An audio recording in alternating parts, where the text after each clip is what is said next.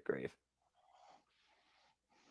We have reached a huge point in TNA's year as there's going to be changes. There will be no coming back from as we've hit a turning point. Welcome to the live watch along discussion. Let's freaking go. Hello, everybody, and welcome once again to Super Bible Studios. This time we are tuning in to TNA this Friday evening. Thank you all for tuning in. Please subscribe, comment, and tell a friend. Hope you all enjoy the conversation, discussion, the reactions as we react live to Turning Point. You all can follow it here for free on TNA's social medias and the TNA Plus app for the countdown to Turning Point that starts literally in just under 15 minutes. And then, of course, Turning Point starts live 7 p.m. Eastern Standard Time from Wrestlecade Weekend in Winston-Salem, North Carolina. And you all can be part of the live fun, too. Become a TNA Plus subscriber today. You haven't seen anything until you've seen everything. That is the motto of TNA, total nonstop action. It's, of course, Super Reliable here. Walter Cruz, Noah Foster on the call once again on behalf of Super Reliable Studios. And JJ will tell you that we are the only reliable SRS on the internet. For some reason, that overlay got changed. I don't know why that changed, but we're about it later. Anyway, Walter, good to see you. And also to everybody, happy post-Thanksgiving. Hope you enjoyed your holiday. Had great food, great comatose, great family time, too. Walter, how you feeling overall? And how you feel about Turning Point tonight? Feeling good, feeling strong about TNA being able to put on an event. Always the night before a WWE event, so hopefully they can set the tone for this weekend. They usually do on any weekend. I mean, TNA, again, I always talk about how they have a just right formula of engagement backstage, commentary, little to no advertising unless you do a movie trailer. And then it's just nonstop action based on the matches. And they just keep on banging through them. So I think we're in for a very nice, simple night. Again, this is the shortest card, I think, in TNA's year. And it probably has to do with the fact they are doing this from Wrestlecade, of course, the giant wrestling convention where over 150 wrestlers are present that weekend. But I think without further ado, let's get right into it. We got some matches to discuss ahead of course, the countdown starting. Why don't we go ahead and start talking about the countdown with this triple threat knockouts action? And you all can check out what me and Jada discussed on City Predicting and get your predictions in still. The forum is live on all my social medias and also in the comment section of City Predicting streams. You have about 10 minutes to put your predictions in or make them final. And Walter, on behalf of the current leaderboard, you're doing well. Good luck to you. So we got Rosemary, former TNA Knockouts World Champion, alongside Brookside, looking to continue her ride of momentum as she has had great wins on Explosion. And Savannah Evans reminding everybody exactly what sort of threat she is, recently coming back and targeting the former Xia Li, who also is now signed to TNA. A triple threat, though, I always consider the formula buffer fall person. I think Xia has a lot to prove here. Rosemary still trying to figure herself out and putting Wendy Chu to sleep permanently. And then you got Savannah Evans, who you might see Xia and Rosemary maybe team up for her because she's the biggest physical threat in this encounter. And of course, Savannah right now, again, she's already made a couple of enemies. So, Walter, what's your thoughts on this triple threat knockouts side? We talk about the knockouts division being the standout women's wrestling division of the industry next to what NXT has been building incredibly. But it is one of those things where Xia has been part of TNA since the return of TNA back at Hard to Kill. And Savannah, she's been on hiatus for a long time. And this is her second match since coming back. Yeah, part of me wanted to go with Rosemary, but I feel like a certain person from NXT, Wendy Chu, is going to show up and stop that, and that's why Rosemary won't win this match. I think we're going to see Wendy Chu show up tonight, take Rosemary out. So for that reason and that reason only, it just makes more sense to continue Xia's her wave of momentum right now. I see Xia winning this one. The Brooksy Bomb, I mean, has gotten it done in the past. It's how she beat former TNA Knockouts World Champion Tasha Steelz. And, of course, last time we saw her on pay-per-view, it was her and Brindley Reeves versus the Team by Elegance. And, unfortunately, that Team by Elegance right now, they might be in contention for the TNA Knockouts Tag Team Championships after Ash by Elegance beat Jody Fret, thanks to that sticking Pee Wee Herman reject concierge, and Heather Reckless by Elegance. But that's a whole different conversation for another day, as, of course, those titles, and thankfully Ash is not booked here. But yeah, and I just feel like Xia Brookside right now has the most upside to her. And I think her having a chance at the TNA Knockouts World Championship would be a great way to catapult her and demonstrate what she's truly capable of. Of course, the daughter of British wrestling legend Robbie Brookside. And I think right now Rosemary is still trying to figure herself out. And why she may have put Wendy Chu to sleep, it's not the first time we've seen somebody wake up to a nightmare. Just saying. But yeah, I think I'm going to go with Xia as well. We got 10 minutes left. Again, we have a stacked card tonight. We'll go ahead and run it down real quick.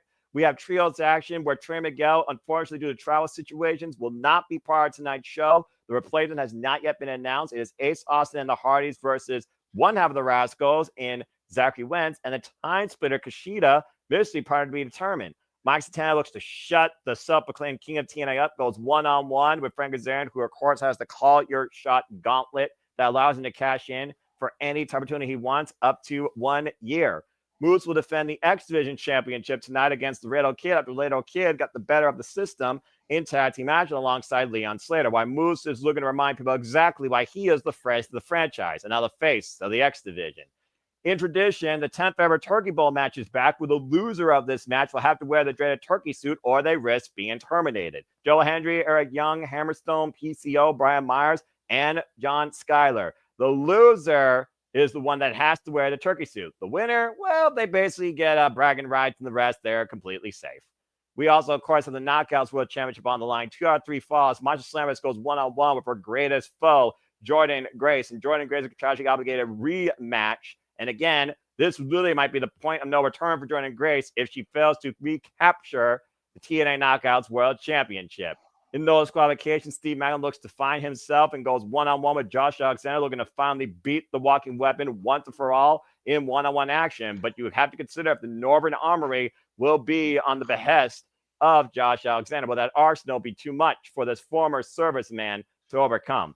And in our main event, the Systems Eddie Edwards goes one-on-one with the wanted man at Nick Nemeth. And after we saw John Layfield come out of the Systems locker room, a lot of suspension of disbelief towards whether or not he was delivering a warning or making a negotiation. And he might be taking off someone else's head tonight with a clothesline from hell, not named Eddie Edwards. And that is our card tonight for Turning Point, the shortest card again in TNA's calendar year, I believe, on a unique Black Friday from, again, a wrestling convention. So a little bit of this, a little bit of that, but quite a dynamic card to say the least, Walter.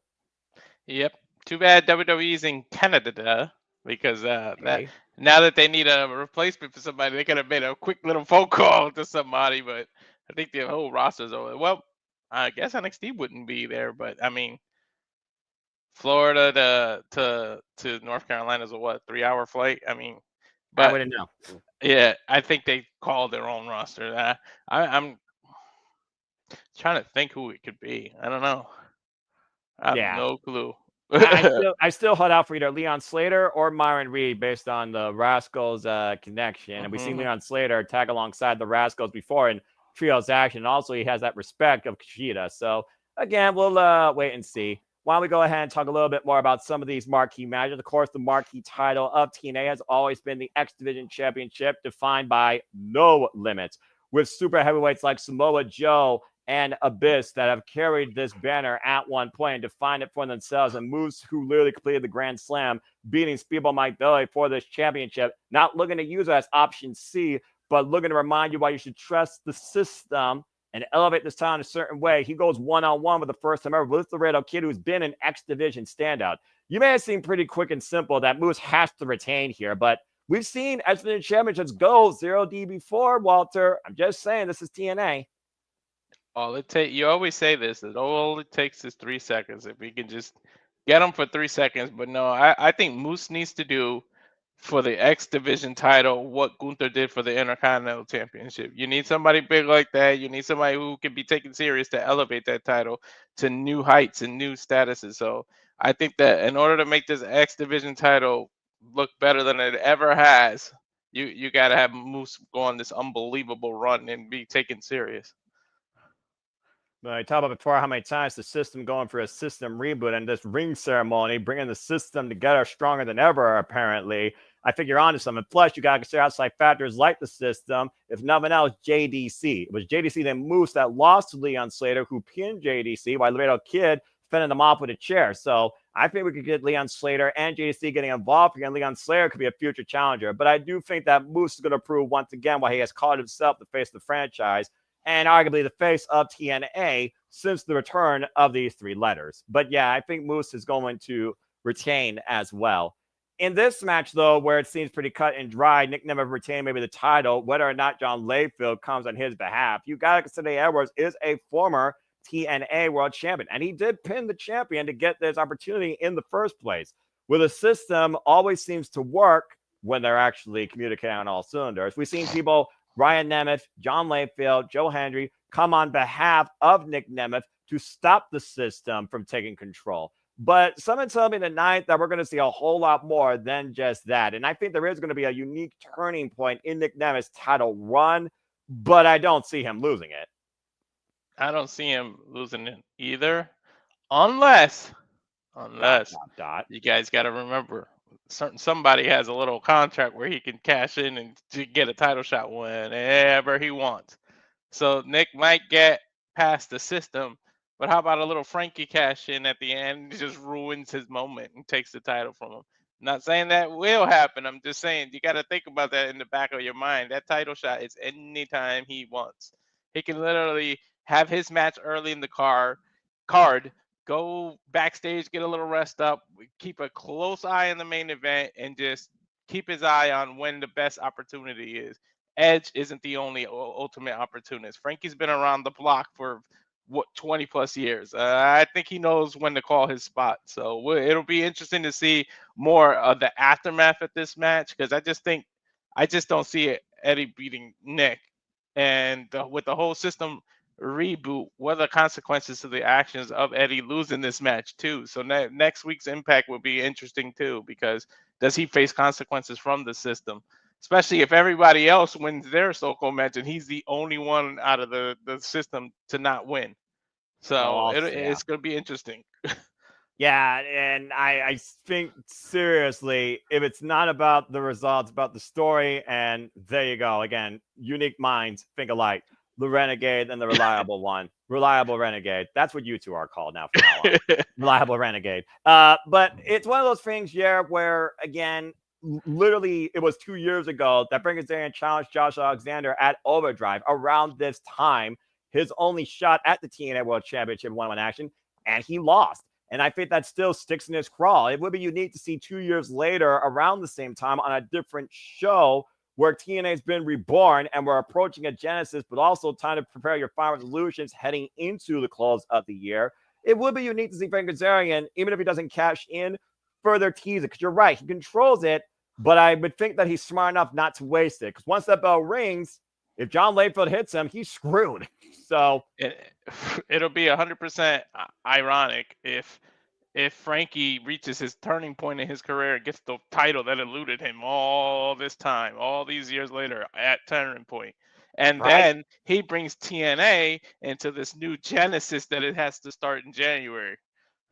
Yep, and again, folks, we'll be covering Genesis. That's right, TNA Genesis returns from the state of Texas Sunday. Yes, we're doing it on Sunday. Damn it. Sunday, January 19th. That and so much more to come. And we'll talk about the watch along trailer later here at the Super Reliable Studios for 2025 at the week of Japanese professional wrestling as we finish out 2024 with so much. And speaking of a point of no return and a turning point in the Knockouts division where many people have locked Jordynne Grace the first ballot candidate to be in next year's Royal Rumble. It's Masha and Jordynne Grace 4 for the TNA Knockouts World Championship. And this time, it's 2 out of 3 falls. After Masha beat her rival 2 years later, building herself up strong enough with enough confidence and defeating Jordynne Grace at Bound for Glory, the Juggernaut has officially gotten her one-on-one contractual rematch after Alicia Edwards failed to beat Masha this past Thursday, 2 weeks ago on Impact in a no-disqualification match. And now these two are going to duke it out in 2 or 3 falls. And honestly, if Jordynne Grace win here,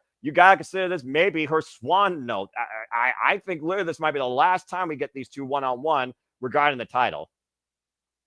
Yeah, I think she's on the way out. And usually when people are on the way out, they look up at the lights for their person. But can we give Masha a round of applause? Like, she's coming off of making absolute history. Not only the first title to be the first time TNA defends a title on Bloodsport. It's the first time any title, GCW doesn't even defend their titles on Bloodsport. Nope.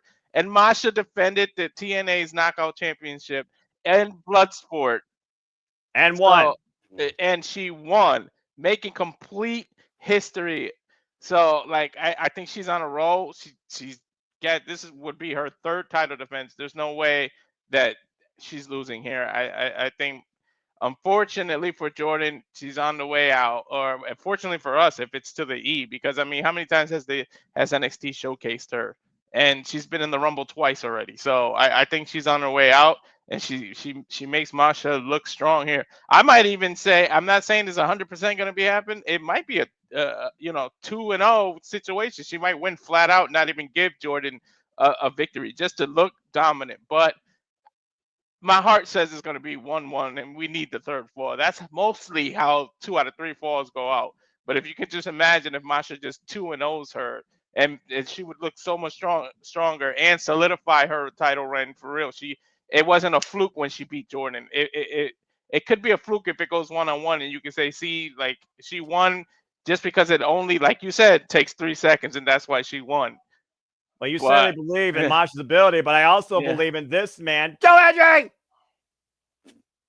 As the countdown to TNA Turning Point is officially on, you can follow us along, folks, on TNA social medias and TNA Plus app as Joe Hendry makes his way to the ring.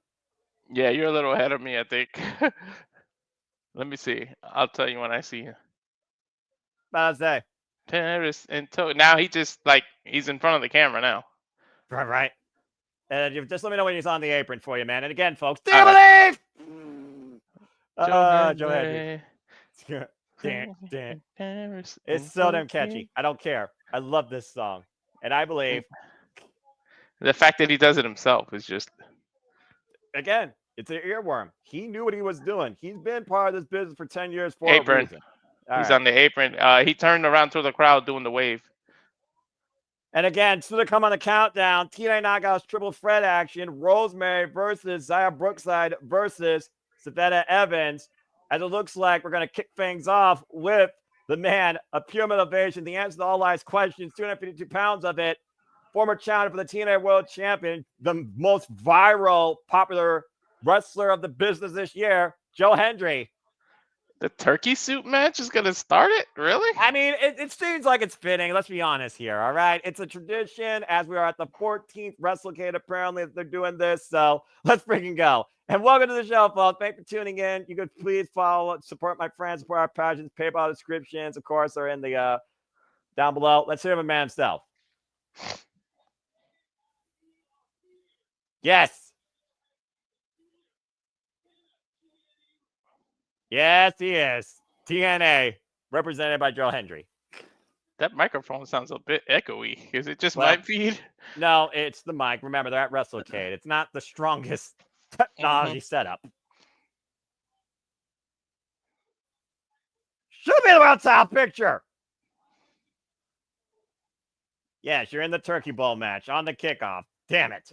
Make the best of it. Get through that. Like Deanna Purrazzo and Jay. JJ said it. He might be onto something there. He might be fired due to refusing to wear it. And now we're going to talk about some opponents. Don't tell me he's got songs for all his opponents. No, just look at it. Look how big that dude is. He is a hammer. Former MLW heavyweight champion. Showed up in NXT as well. And got his butt kicked by Obafemi. Obafemi, who has been MIA since losing to Tony D in his rematch for the NXT North American Championship. What? Marketable? What, Joe? The turkey neck.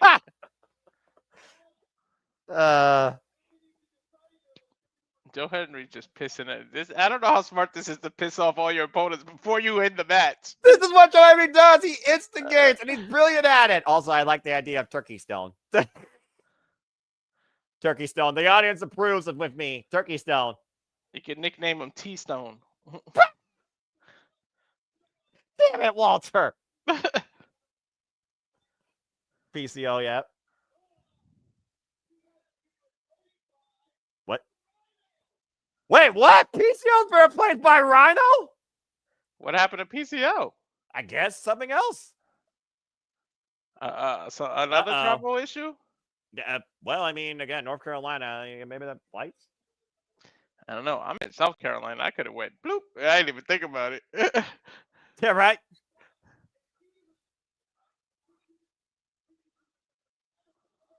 Use a different animal. Ah, turkey. His name is Turkey. Turk, no.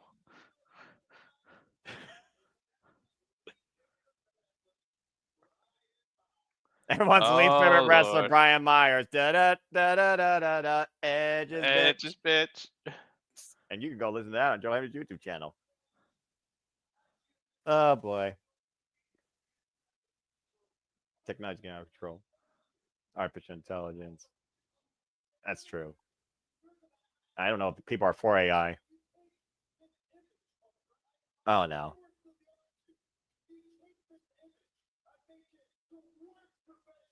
What? Oh no. Oh no. What are you doing? Worst special wrestler of all time. Okay, well, he asked AI and AI answered Brian Myers. Wow. Damn. Low Now, blow. did he ask Meta AI?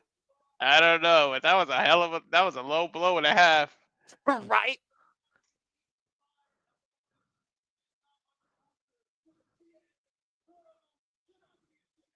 That's fair. I mean, you win this field, you definitely prove a point.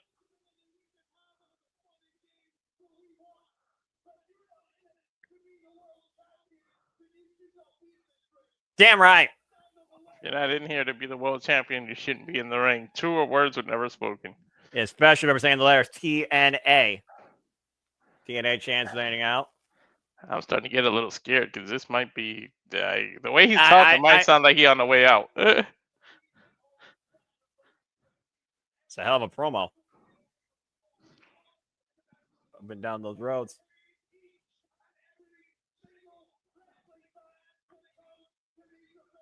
Damn right. And boy, do I wish I was back in the T impact zone. Bound for goes some no. I know if Hendry changes to 3 other letters, his price is about to go way up. That's So 'cause those Jody of likes you who to- have met him and got his autograph, enjoy it because it's about to go bloop. That's because WWE likes to rip off the fans. They're more about the money. That's always been their MO. I do, damn it. I love your motivational talk, but I'm here to watch professional wrestling, damn it.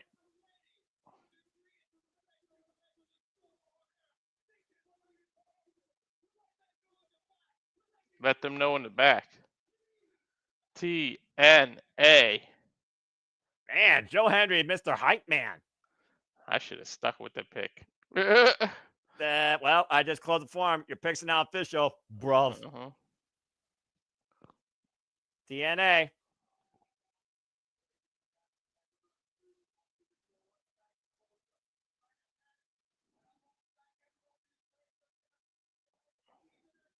There you go. Damn, if any company needs a hype man, sheesh. We believe. I believe in Joe Hendry at TNA. We believe. You said his name again. Yeah. Well, we're off to a great start with that motivation. Oh, wait. Oh. I guess that was just a motivation hype. So, yeah, I guess that is still to come on the main show. But if you're going to have somebody introduce TNA at Wrestlecade, you might as well have Joe Hendry do it. Okay. Well, that was a tease, but yeah, you might as well. So there's only one match on the countdown then. Yeah, and again, as we're reaching the end of TNA's year, that's been phenomenal year of TNA, one of the best years in the business. As we talked about earlier, Walter, we'll be back in 2025 to begin it all over again with Genesis. Genesis, Sunday, January 19th, 8 p.m. Standard Time from Dallas, Texas, live on the TNA Plus app. And there's Matthew Raywald and Tom Hannigan. Again, Walter Cruz, Noel Foster here representing Simple Live Studios for y'all tonight. Keeping you in tune with all things TNA. I know Friday's stacked. We got SmackDown, Rampage, so much more to come on this weekend. But this card is absolutely loaded with a ton of wrestling action. And if Joe Hendry didn't motivate you enough, I hope that we can motivate you enough during the countdown and throughout the entire Friday Eve. And let's not forget, Walter, we're not done with TNA after tonight for 2024. We still have one last stop, Final Resolution, Friday, December 13th. Stop on the way to that Genesis.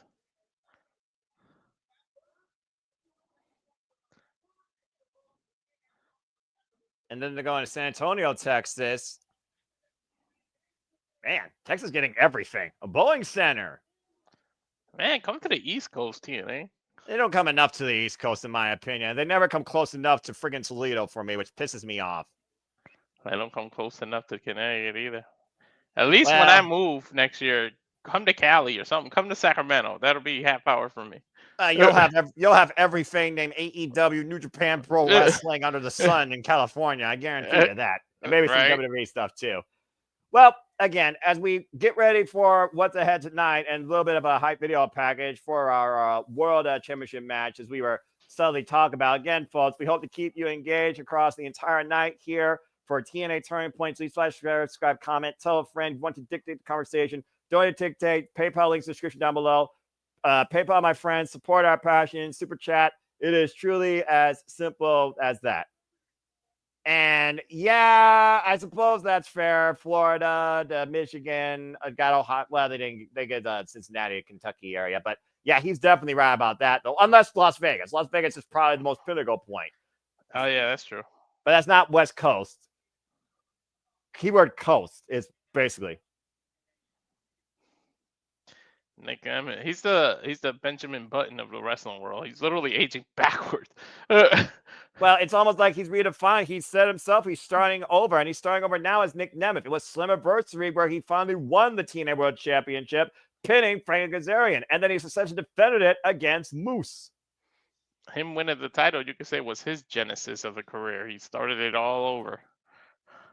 Well, there you see the system, of course. Alicia Edwards leading Brian Myers, Eddie Edwards, and there you see in the back the X Division champion, Moose. Holding that title tight, too. And of course, there's Eddie, and of course, there is Nick Nemeth holding that beautiful TNA World Championship, walking through the TNA faithful in Wrestlecade. Big smile on his face, but it'll be serious in the main event. Well, speaking of getting serious, let's go to Jade Chung in the ring as we finally get ready for our first and only match on the countdown. Triple threat knockouts action. Bring us in, Jade Chung. Savannah Evans was pretty much gone for an indefinite amount of time, but came back and made her own impact, attacking, of course, the former Xia Li, looking to remind people exactly what sort of threat she can be. Yeah, she's here to remind you. I don't even think people like us need a reminder, but I mean, when your nickname's the Cannibal, I think that's enough to pose as a threat. I mean, people have compared this woman to the likes of friggin' Awesome Kong.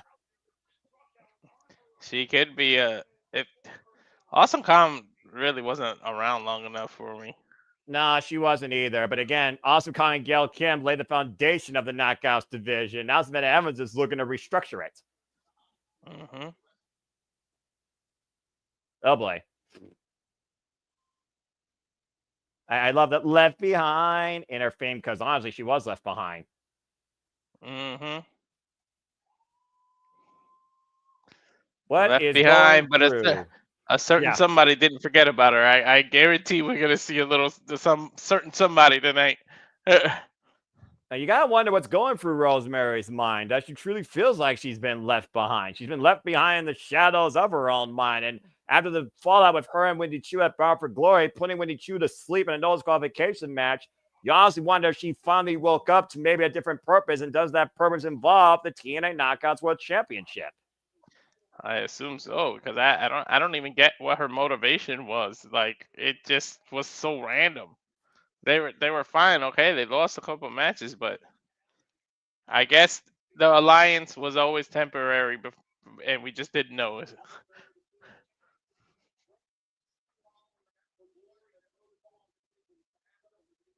Well, it'll be a hell of a win for anybody here to pin Rosemary tonight, considering she's the only one in this triple threat that has held the TNA Knockouts World Championship. And speaking of from darkness to light, here's the angel of the ring looking to soar to the sky, Xia Brookside. And Xia Brookside, of course, who signed and became part of TNA back at Hard to Kill during the Knockouts Ultimate X match. Of course, has been on a great run of momentum as of late on TNA Explosion. Looking to continue that forward here tonight on the countdown. You got to think It might not get you the knockout shot immediately, but it does. It definitely is a turning point in the right direction. Whoever wins this match here. Yeah, but either way, Zaya Brookside is finding one hell of an uphill battle. Definitely, she's got two She's got two stops on her way up the mountain right now. But we also know Zaya Brookside, she's always been one of those that people might have, underestimated, even herself at one point. She's also somebody that will not stay down nor be intimidated.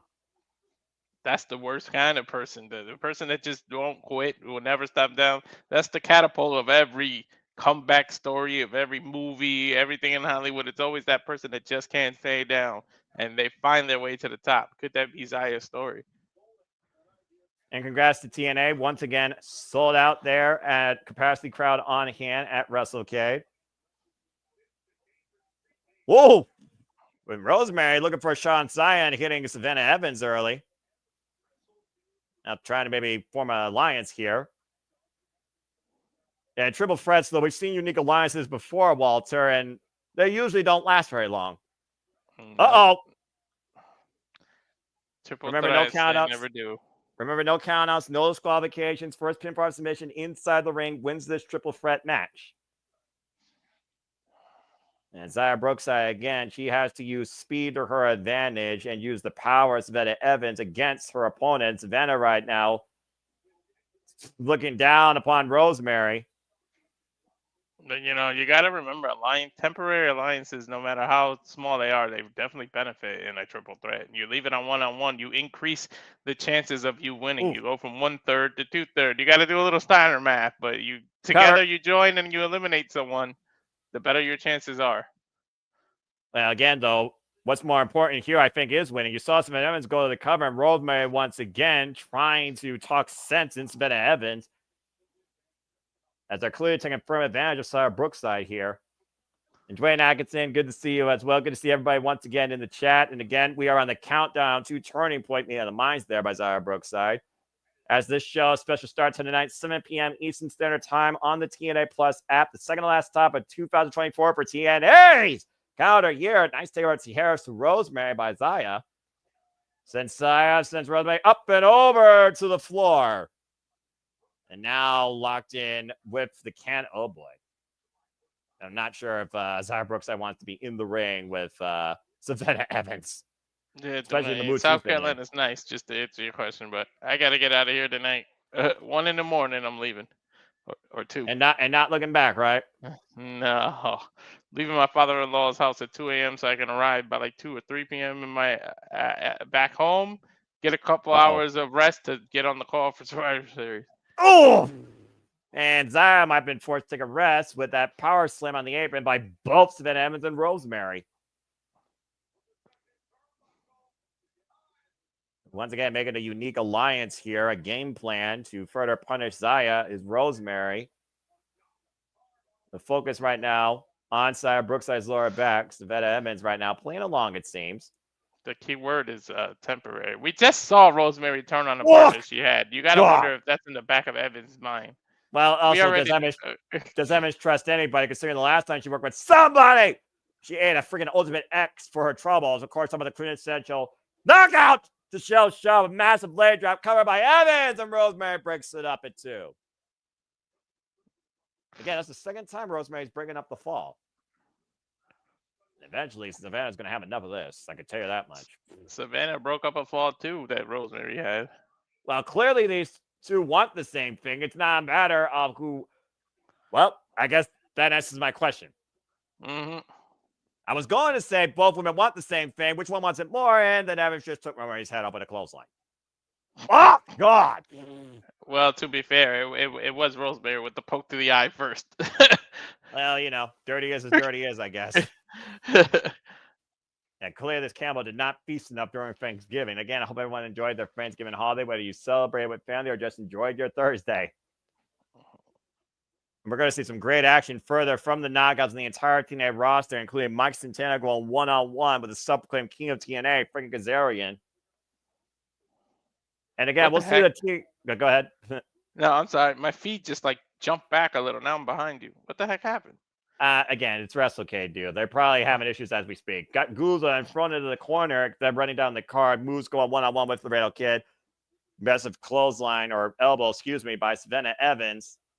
And Josh Alexander going one-on-one with Steve Maclin in no disqualification. Can Steve Maclin finally beat the walking weapon? Northern Line Suplex with the brain. Rosemary breaks it up at 2. I'll tell you when Rosemary broke up the pin. I don't know what happened, but it like jumped. Yeah. And of course, a huge 6-man tag. Ace Austin and the Hardys taking on Kushida, Zachary, Wentz, and a mystery partner due to travel agents for Trey and Miguel. She just broke up the pin just now. Okay, there you go. We'll figure it out, man. It's all good. And again, Rosemary now fighting against Evans. Oh, God, got decked. Again, surprise mystery partner. Let your minds wonder, folks, considering what TNA is working with. And we're at Wrestlecade. Over 150 different professional wrestlers are there at Wrestlecade. And of course, TNA Knockouts World Championship on the line. 2 out of 3 falls. Masha versus Jordynne Grace. As we're kicking things off with Knockouts Triple Threat action. Sunset Flip, looking for the roll-up. Savannah Evans, though, just way too strong to put over. Uh-oh. Saya right needs now. to wait a little bit more Well, to get her over. clothesline cover. And Rosemary almost helps Zaya. Pins Savannah Evans there. Gang! Double clothesline. Double clothesline by Savannah Evans. Evans continuing to dominate with her power and once again confronting Rosemary now in the middle of the ring. Zaya Brookside left off to the side for now. Nose to nose here. This is what I was talking about. You want to isolate someone. You knock out one opponent and you can focus on the other. Well, you talked about before temporary alliances, Walter. And Yeah. clearly that alliance went up in smoke. Mm-hmm. And you got to think about, again, who wants the momentum the most here heading towards the end of 2024 into the Genesis of 2025. You got to consider getting a win here puts you closer in contention for the TNA Knockouts World Championship. I don't know how smart it is to keep running your car into a brick wall, but this is essentially what Rosemary is doing. She just keeps trying to soldier tackle Savannah.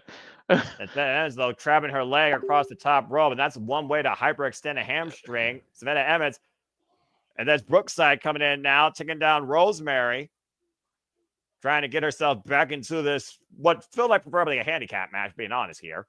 Rosemary with the big boot, though, and Zaya Brookside continuing to fight through as she's fought through adversity her whole life. Now looking to lock eyes. Savannah Evans flies in, jumping splash.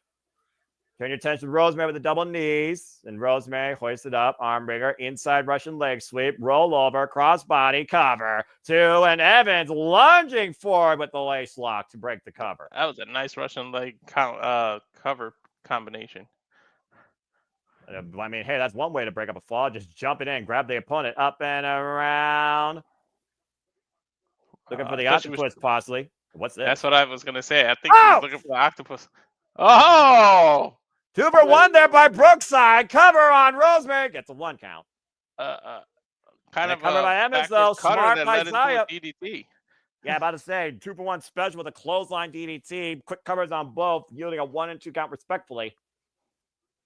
But still hasn't put it away for Zaya Brookside yet. And Rosemary right now has got Zaya Brookside Goose. So that means a massive boot to Rosemary. Oh! Double knees to Savannah Evans by Zaya Brookside, but she turned her back on Rosemary. Inverted DDT there. The reverse DDT to your point, and all 3 women are down in a very heated opening contest. I got the feeling we're like moments away from Wendy Chu showing up. And who's going to capitalize here? TNA champs remain loud and proud for the premier women's division in wrestling, the Knockouts. They've been the standards in the alternative bearer since 2007. It's first established by Gail Kim, Awesome Kong, Tracy Brooks, and of course, Taylor Wilde, just to name a few. Rosemary right now trying to get Zaya to help her with a double team against Savannah Evans.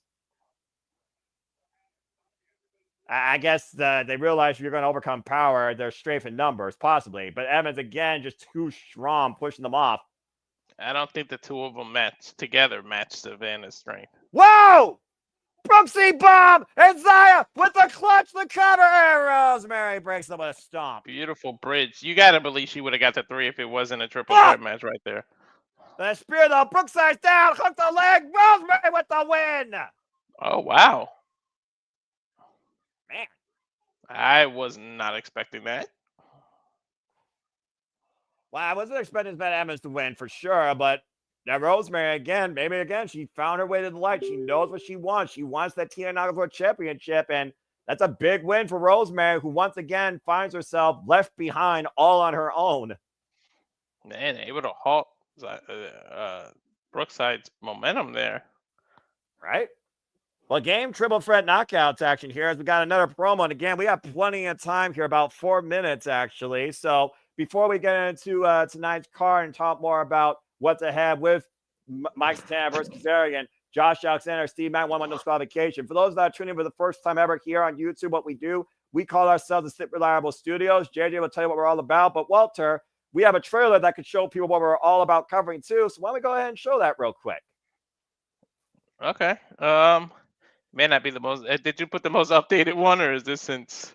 I think the one that he put in was basically the most updated, the watch along 11/24/24. So just go along with that. Then if there's anything missing, I'll talk about it. But check out what we do here, folks, and what's about to be covered here, because they're only getting started. All right, let's check it out. And now for a taste of things to come.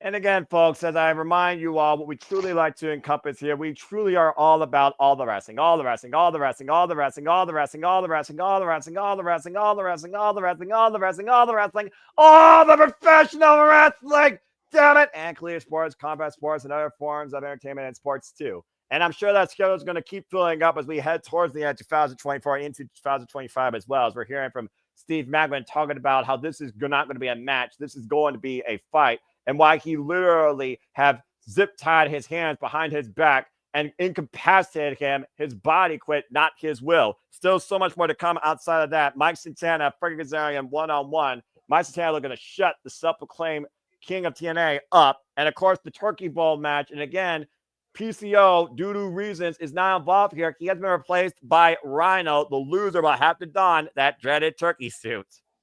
And so much more still to come.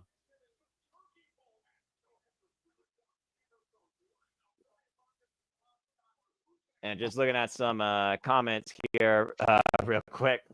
Again, folks, we're at Wrestlecade. What you expect? It's a convention. Seriously. It's not a standard, TNA setup. It's like a freaking room that was dedicated to them. But bottom line, they are still sold out. Capacity crowd on hand to take in not only Wrestlecade, but TNA. So, Walter, you ready? Ready as I can be. Triple H's famous words, are you ready? Well, it's time for a turning point.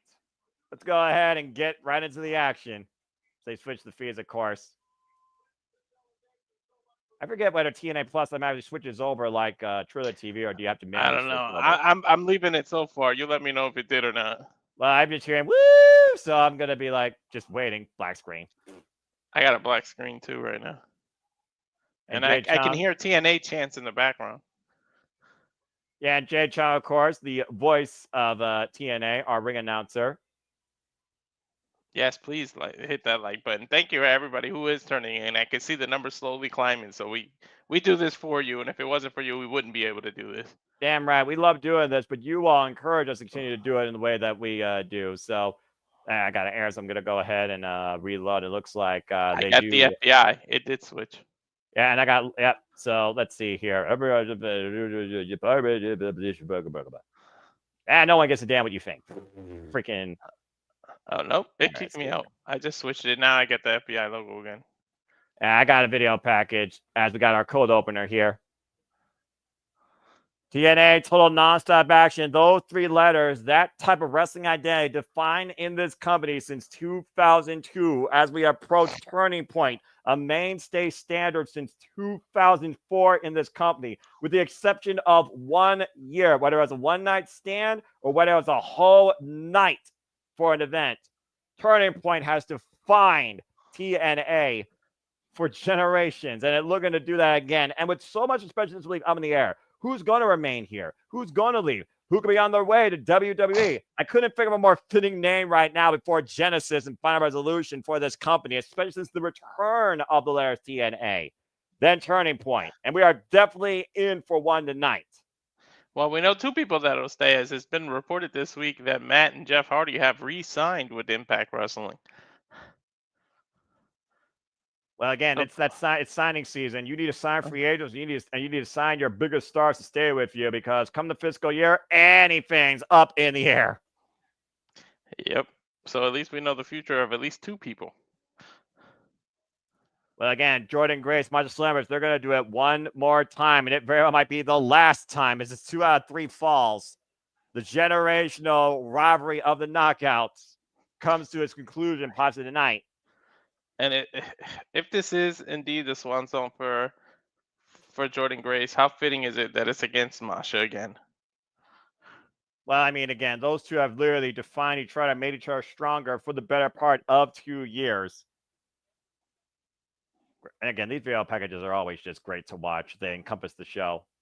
And we'll see if the system once again works tonight, and if they can finally take the power back from the wanted man, Nick Nemeth, in our main event. Yeah. Again, they just showed the highlight. You referred to it. Eddie pinned the champ to get this match, and he's done it before. So can he do it again? He's had this title before. It's not like this is an out of nowhere up and comer who's never held the title. He's had a run before, so don't think it's out of the realm of possibility that he won't get another run. And on this Thanksgiving weekend, folks, thank you for joining us once again here at Super Laredo Studios. This is TNA Turning Point, capacity sold-out crowd on can at Wrestlecade in Winston-Salem, North Carolina. And we're kicking things off with singles action with the realest man in the room and the self-proclaimed king of TNA. Let's go down to Jay Chong for our introductions. Welcome to the show, everybody. Thanks for tuning in. Please like, subscribe, comment, tell a friend. Walter Cruz, no Fox in the call, representing Super Laredo Studios. Thank everybody in the chat that's tuning in. Wesley, Dwayne, Matt, Safety, JJ. Hope everybody that even if you're not commenting, you're engaged and enjoyed by what you're hearing, because I know tonight there's Rampage, there's SmackDown, and we ask you that you stay spoil-free for those that do enjoy tuning in to those programs. And I hope tonight you just enjoy our watch-along coverage of TNA Wrestling. And we got Mike Santana coming in through the audience, Walter. Yeah, well, this kind of proves my theory that if Frankie starts early, he can get some rest before the main event if he's going to cash in, and they open with it. Well, again, to your point, my friend Kazarian has a guaranteed shot where he believes he can capture the TNA World Championship. Mike Santana has made it more than clear that he has the same itinerary and wants the TNA World Championship and believes that he's worthy to go after it. After beating Moveset bound for glory, I think he's made a strong case for himself. He has. He's on a little bit of a roll himself. And if he does beat, the person that holds this cup, this title to opportunity, what does that say about him? And again, nothing but pride and momentum is on the line here. It's not like Frankie is putting his title shot on the line here, just to remind folks. Yeah, let's also keep in mind, Mike Santana is the only person in TNA to go for the entire system. Now he's just got to shut up the face of TNA, self-proclaimed king of TNA, Frankie Kazarian. It's not just self-proclaimed. A lot of people feel like he's the face of TNA. Well, once called the future. And again, to your point, Kazarian won the Call Your Shot Gauntlet this year, guaranteeing himself a TNT title opportunity up to 1 year anytime he wants it. Now calling himself the king of TNA, but I always will say, what's a king without his crown? Well, we may indeed have witnessed the future finally arriving for this guy. Yeah, what's it going to do to his ego, though, and his motivation if Mike Santana, though, shuts him up? In my opinion, that puts Mike Santana at the front of the line. What's Kazarian doing now? Asking for the rope to be... Oh, for the love of Pete, respect the referees even. Give me a break. You're no Ric Flair. Yeah, you're a little ahead of me. Hold on. Yeah, you're fine. Just let me know, man. But again, seriously, the amount of self-absorbed ego that this man has had and only boosted by that trophy is ridiculous. Really? You're asking a lady referee to hold the ropes for you? Exactly. He just got in the ring now for me. He's doing that spinning thing. And Frankie Kazarian, who got a crooked win against Rhino 2 weeks ago on Impact Wrestling and got gored for his trouble. Are any of his wins legit, though? Are they all, any of them straight? I mean, he said about Vergora, he won fair and square without anybody's help. He had a low blow of the same man that I just named, Rhino, to win that trophy. I'm just saying. And Mike Santana says, you feel like you worthy? Well, let's go ahead and fight, because here in TNA, we don't take days off, because they're looking to take a day off. And he went to Santana Marella, and this match was made official, of course. Here we go. I don't even think I heard a bell, but it might have been. Yep, yeah, we did hear one. Okay. Continental tie right now with Mike Santana, Kazarian. Nice hip toss, but it looked like that just pissed Mike Santana off more than it affected him. I mean, again, Mike Santana, he's also one of those men that has a short fuse like Frankie Kazarian. So, I mean, there's similarities with these two. Of course, Frankie Kazarian, a record 6-time X Division champion. We've seen short fuses work against people, though, in the past. We've also seen it fail against people in the past. You really want to go there. Yep. And then right now, both men just jogging for position here in the middle of the ring. And again, to your point, both these men are definitely going to have a strong eye on tonight's main event. Definitely. Especially someone who holds a title shot. The crowd chanting, Frankie sucks. I agree. And right now, Santana with the side headlock to Frankie Kazarian, pushed off the ropes. Oh. Frankie was playing mind games with the hanging out of the rope, trying to get under Mike Santana's skin. Then a drop down, Santana, once again, beautiful hip toss. And Kazarian has one of his own. Both men locked in the middle of the ring, looking for the same mood. And up and over. Santana lands on the apron. Catches Kazarian with a right elbow. What's Santana looking for here? Puzzle slingshot. Up and over. Off the back of Kazarian. Up the second. Springboard. Moonsault! Able to drop Kazarian hard on the back of his head. And Santana playing on momentum, looking to follow up possibly for a tope suicida. Driving Kazarian into the barricade.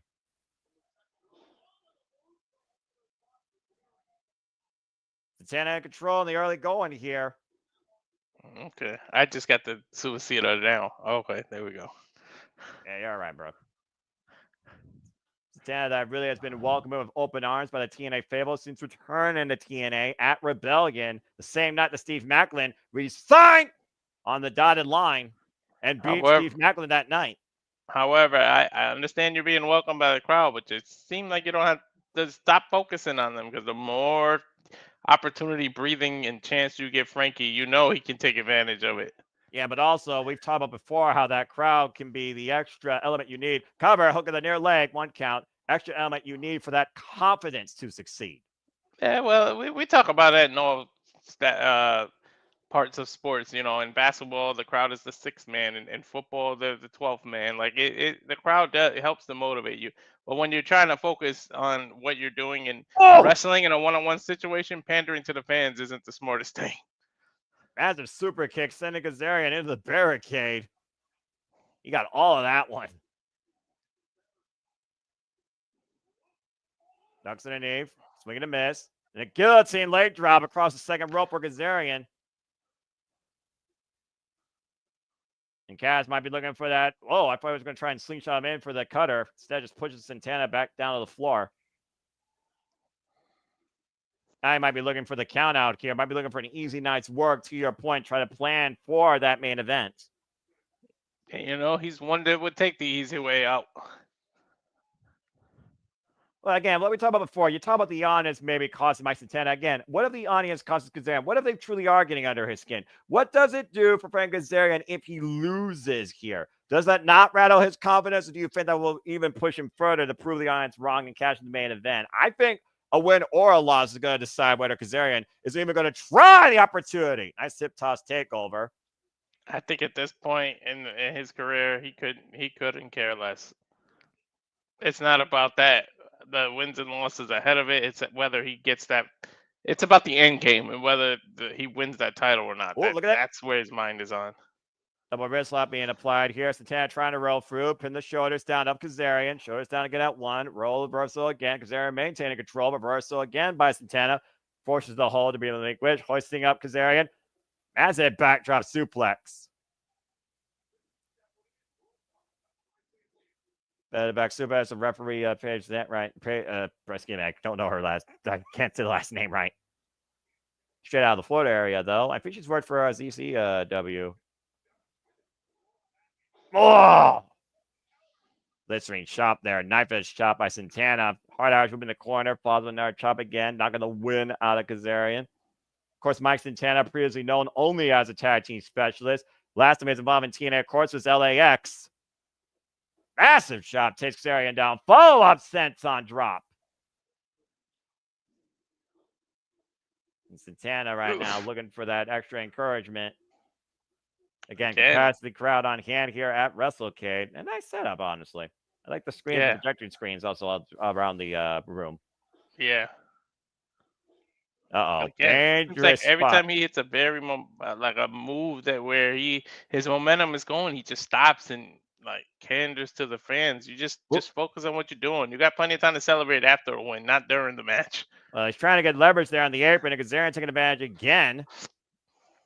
Taking Santana throat first on that top rope. And Kazarian slingshot. DDT! Jesus Christ almighty! I think Santana's shoulder caught the apron while his head awkwardly landed on the floor. That was not well executed. Man, I got way behind. He just hit the DDT. I'm like, yeah, that was an ugly landing. You're all right. And now Kazarian once again looking for the count out here, and you might as well count out Mike Santana after that landing. I mean, he's holding his knee too, so even his knee is hurt. His shoulder, neck, and knee, he like landed very awkwardly. Referee up to 6. Starting to stir though, up to 7. And Santana rolls in to break the count. Oh, look at this insult.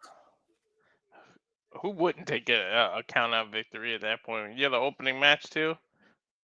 Scoop slam, follow up off the second rope, spring it off with the leg drop. And now the cover, hook on the far leg, gets a 2 count. And Kazarian once again resuming full control here. Uh-oh, and he might be looking for that chicken wing. Santana, though, pushing Kazarian off. Kazarian, though, still holding on. Trying to break the hold the hard way. And sometimes that does work. Huh? An elbow, though, catches Santana running in. Because, oh, what is this? Bring up the second. And Kazarian, once again, rolling off, creating distance. Mike Santana scanning the ropes, though. Wobbits! Massive put of belly over the top. Yeah. Whew. He flew halfway across the ring, too. Yeah, both men right now grabbing their hamstrings, to your point. Unable to capitalize those, Mike Santana. Both men are down here. And again, to your point, this is our opening contest of the night. Yeah, we're only 15 minutes into the pay-per-view. Or the special. TNA Plus special. Yeah. Both men, though, back up to their feet again. You talk about the pride of both these men. And now Santana trying to rebuild that momentum. Irish whip, trying to get back in this match up and over. Kazarian catches the legs, though. Oh, nice to Zachary. Santana may be the one with pride. Frankie's just ego. Yeah, which one's stronger? I guess we're going to find out here. Waist lock, standing switch. Kazarian up and over. Santana, though, roll through. Oh! Rolling buck 50, cover 2, and it's 2 counts. That reverse roll into the cutter nearly won it for Santana. And he hit that dead center in the ring, too. Ran that beautiful TNA logo. Oh, big right by Kazarian. Frankie had to muster something up to kick out because he was nowhere near ropes. And Kazarian right now going off the ropes. Santana, though, meeting him on the famous Karen Divine Driver. Cover 2. No! At this point, both men got to wonder what it's going to take the other one out. It's a hell of a counter, though, using Kazarian's momentum against him and planting him with a Death by Driver. Oh, no doubt. All his momentum. He kind of helped him do the flip for the Death Valley Driver. This is the point where Santana cannot let frustration get the best of him, though. I mean, the only thing that Santana hasn't done yet is a power driver or spin the block. Of course, that rolling lariat. Wait for the Zachary again. Kazarian ducks underneath, though. Now looking to follow up off the ropes. Up and around. Catching Santana. Whoa! Twisting net breaker. Cover 2. No! Kick out again by Santana. He may need to pull out the kitchen sink at this point. We're definitely seeing great awareness and resilience by both men here in what's been a very fair one-on-one contest so far.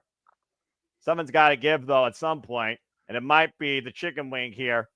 All right, whip again, though. Santana aware of that danger. Throws Kazarian in the corner. Kazarian slips between the ropes, and again, Santana gets caught on the top rope. The show of the midsection by Kazarian. Looking to swing up and over. Slingshot DDT. Denied Santana, though. Northern Lights two back with a bridge the cover. Wait a minute. Rolls through. Maintains hold. Oh! Twisting neckbreaker with top rope assistance and kick out at 2.5 by Kazarian. Kazarian, man, he's showing some wherewithal to kick out of everything Santana has hit now.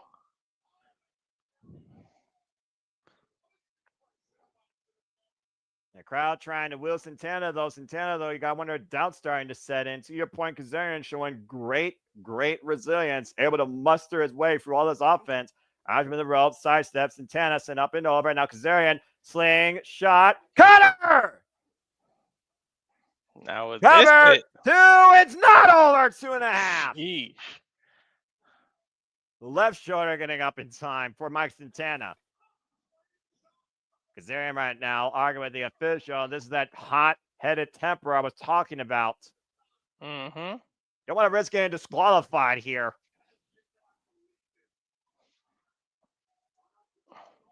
Yeah, Kazarian, though, he might be looking for fade to black.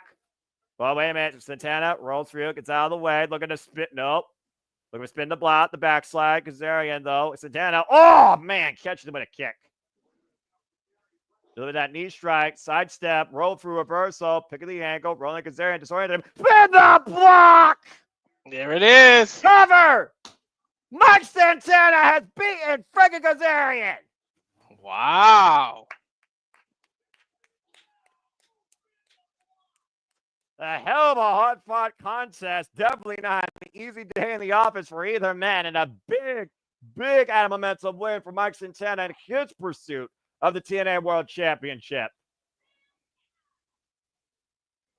Woof. But you got to give credit's due, Walter, to your point. Two of the absolute best that TNA has to offer. A hell of a way to kick off tonight. What an opening start. We've seen people, I keep reiterating, we've seen people lose a match and later come in and cash that money, in WWE, the Money in the Bank. So this doesn't necessarily mean the end of Frankie.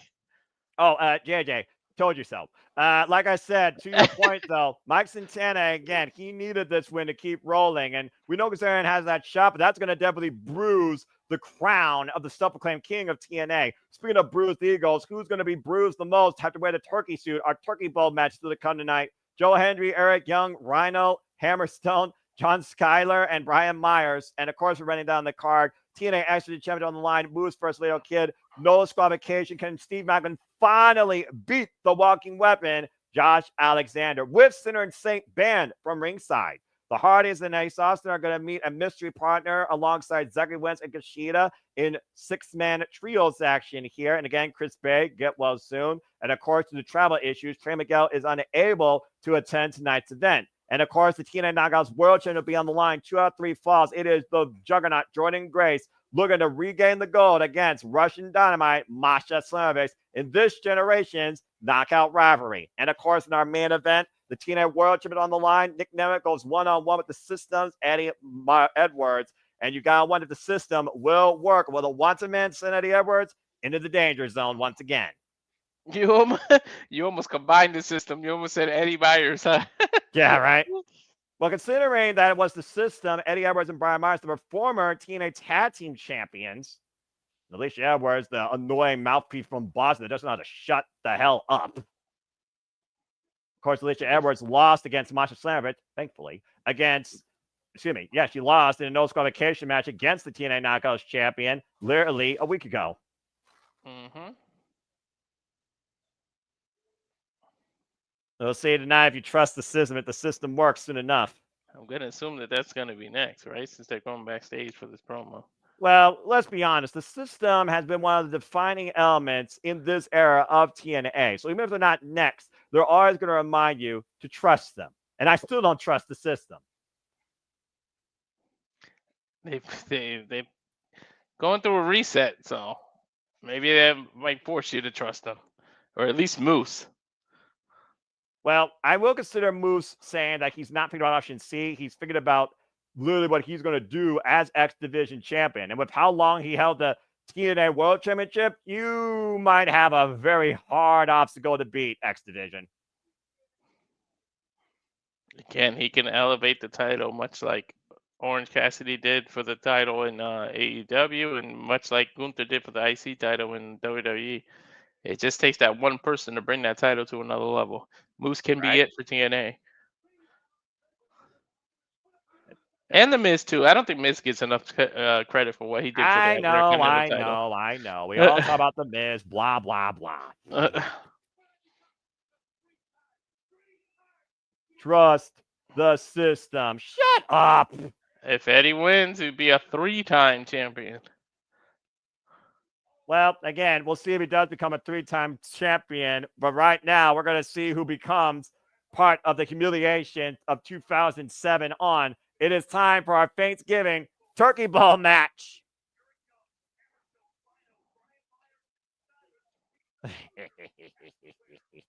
Jay Chung looking stunning as ever, by the way. Appreciate Jay Chung, our TNA ring announcer. And again, if you do not wear the turkey suit, if you lose, you will be fired.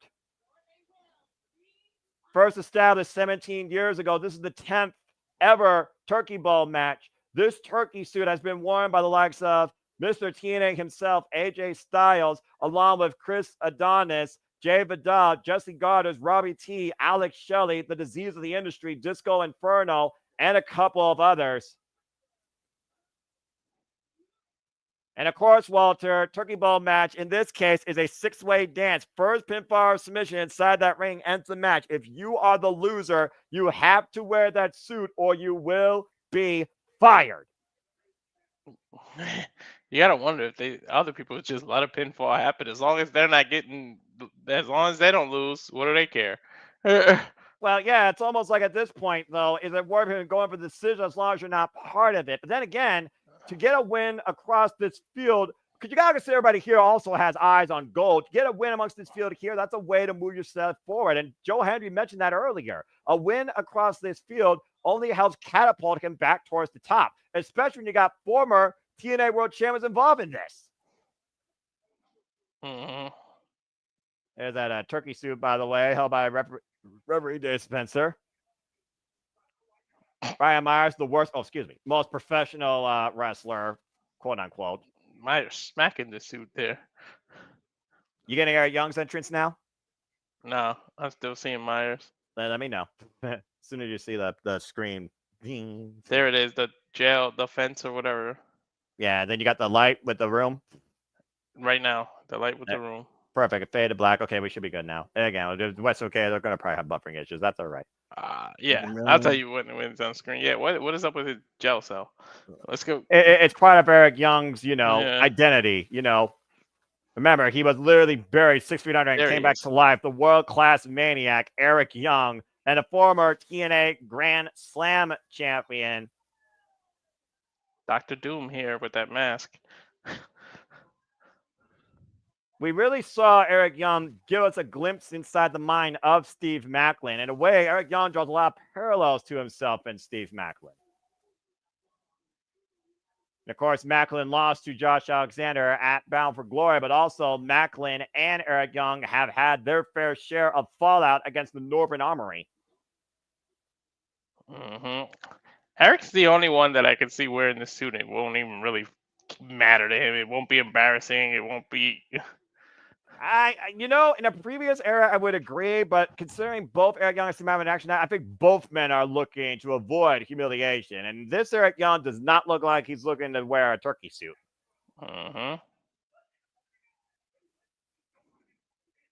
But again, a multi-man situation, you never know. All you gotta do is avoid being the fall person, quite literally. That's what I was saying earlier. As long you might not even want to break up pins, as long as it ain't you, who cares at this point? John Skyler coming out with a mic. And this is the reason why this guy should be wearing the turkey suit already. The disrespect to Jay Chung. I said shut up. No one gives a damn about you. Shut up. Yeah, you're about to wear a turkey suit. Turkey bowl. Turkey, turkey, turkey. Still have turkey left, by the way. You pig stuffing your fat fat mouths with leftovers. And he said, shut up again. Yeah. He doesn't make promises he can't keep, so just don't make a promise then. You might be a second ahead of me, but that's all right. Notorious. I just had him today. I resent that.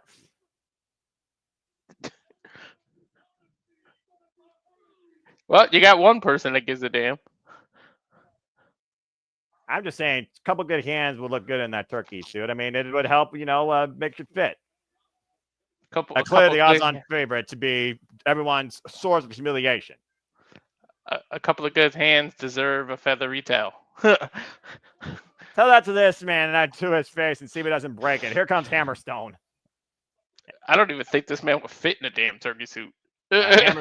Hammerstone, of course, who made his allegiance lately with Jake Something and Trent Seven looking to take over TNA.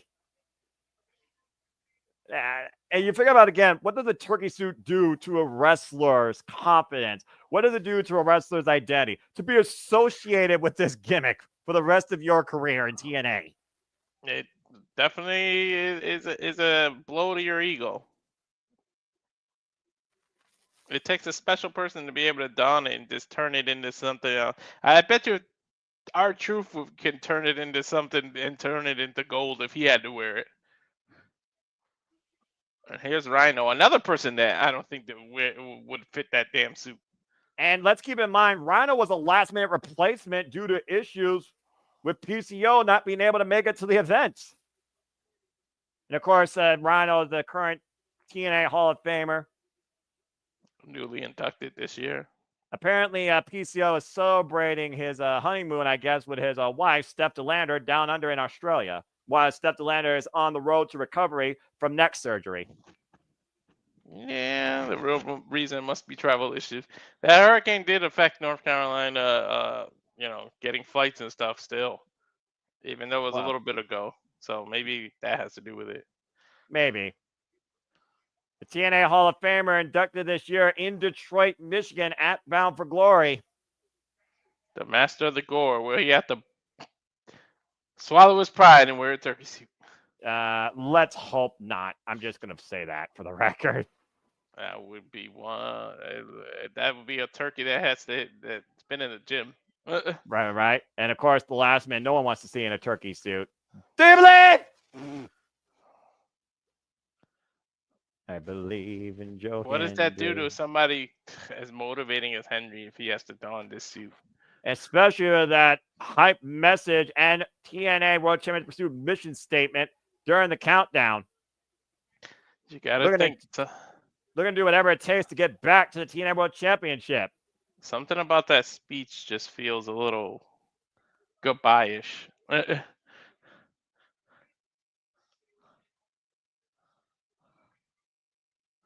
A man known for songs. Could this be his swan song, Noah? And also known for competition. He has competed against 6 opponents within the last 3 weeks alone of TNA Impact. Honestly, the hardest worker amongst the field. Oh, and well, again, there are no countouts, no disqualifications. It literally is pinfall or submission inside the ring. The loser wears the turkey suit or they're fired. Simple as that. I don't think no one has more to lose than Hendry, to be honest. He's been the one that's been on the most, the highest trajectory, and he's had that title shot. Too bad he couldn't win. What the hell is 2024? But look, I was there live, and if I wanted to rant, I would have, but I was just having a time of my life in the Impact Zone. I'm still ranting to this day. Now, if he wears the turkey suit tonight, you'll be calling the rest of the show yourself because I'm going to chastise TNA.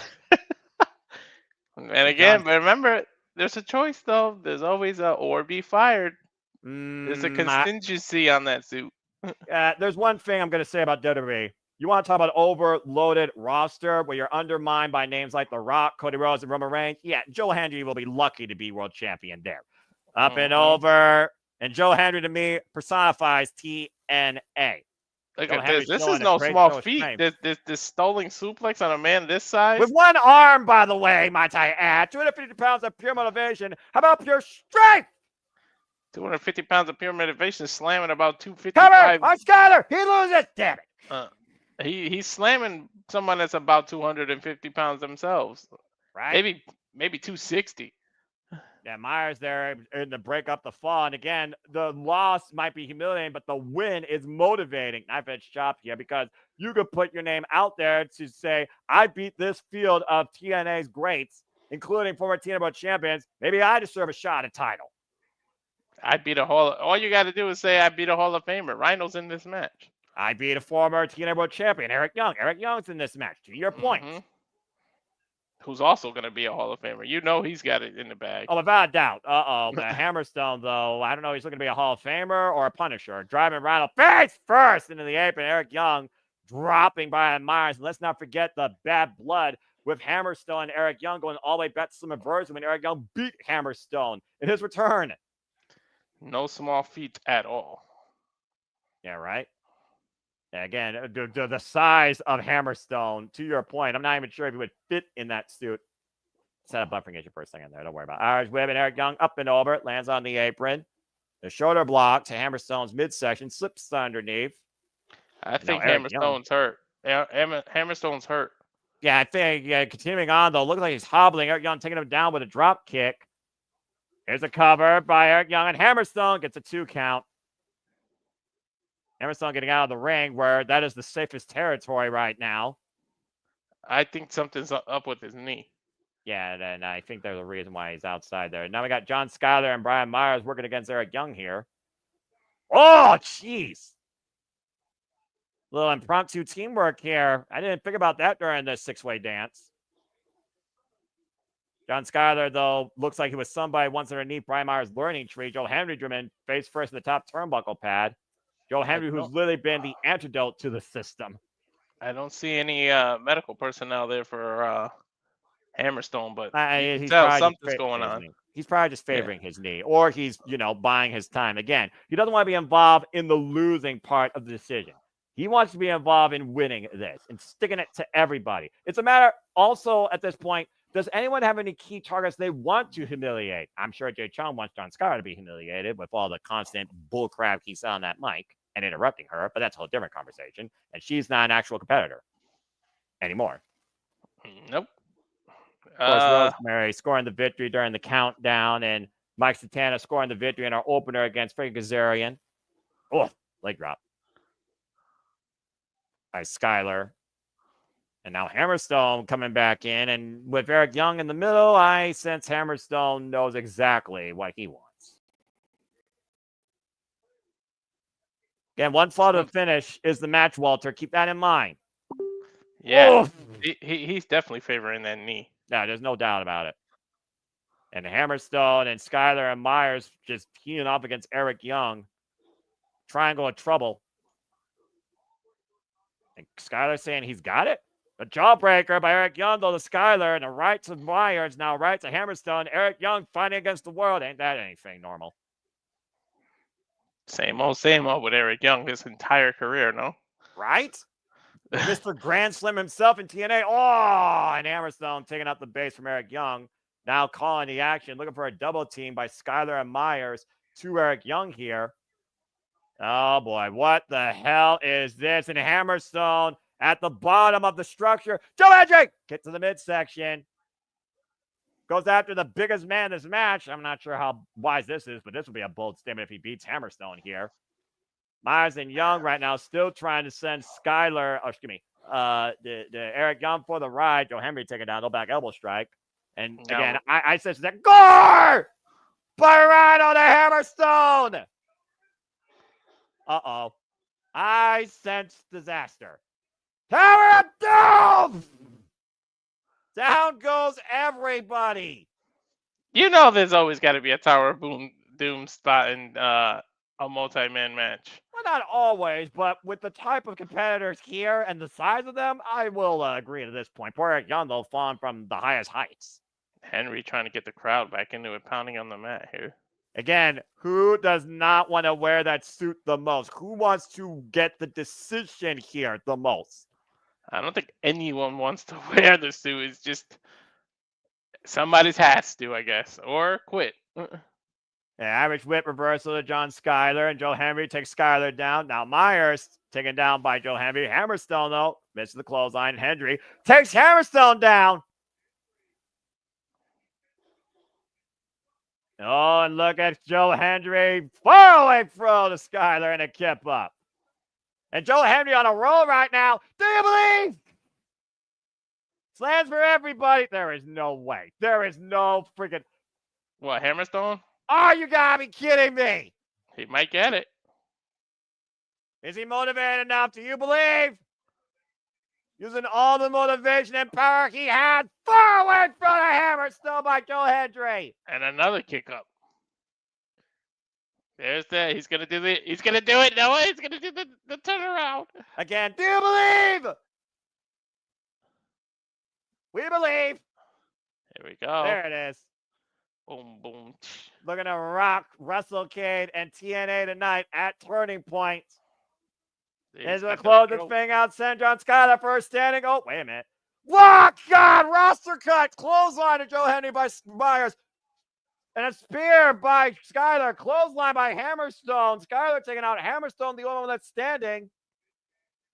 That's saying something considering his knee. You can see how much is affecting him. Wait a minute. What's this? Push up. Go by right on a Hammerstone. But what did Hammerstone do? Intelligently rolled out. Oh, and wait a minute. Rhino looking to close this one out. John Skyler. Go to Skyler. I think this is one of those gores for everybody. A spear by Myers to Rhino. He gore, the master of the gore. And everyone looking to put this one away. And Myers might be looking to put this one away. And now Myers in position. Wait a minute. Oh, wait a minute. Joe Hendry. It's a standing ovation to Brian Myers. The cover. Joe Hendry has won the Turkey Bowl. And Brian Myers loses. Trouble in the system here. Do you believe? That's a hell of a way for Joe Hendry. Once again, sticking it to the system. I was going to pick Myers too, damn it. Yeah, again, he was my second pick. Double damn it. Mm-hmm. Well, at least JJ was also wrong. Well, you know what this means. Eric Young back in. What is this? Well, I think Eric Young knows exactly what this means, and he likes what he's seeing here. Brian Myers, time to make a decision. If you don't put it on, you're fired. Talk about a real turning point. There is no turning back. You knew what the contract said when you signed it for this match. But I mean, again, think about everything the system has to gain tonight. And Rhino is not going to let Brian Myers leave this ring that easily. Oh, you got... He might be looking for some payback for that spear earlier. Myers is surrounded by Eric Young. Turkey. Yeah. Uh-oh. Rhino. What? Joe Hendry. Belly to belly. There goes Myers. I think we're going to get another standing O. Nope. Hey, why not? Let's get an encore. Up in the fireman's carry. Death Valley Driver. Hendry with a payday to Myers. Let's see what Eric Young Insult to goes injury, for. quite literally. Yeah, why not? Let's go ahead and punish the system more. I think we all know what Eric Young's thinking. I don't think this is the kind of reboot the system had in mind, Noah. Well, I think Brian Myers didn't want this either. Garf!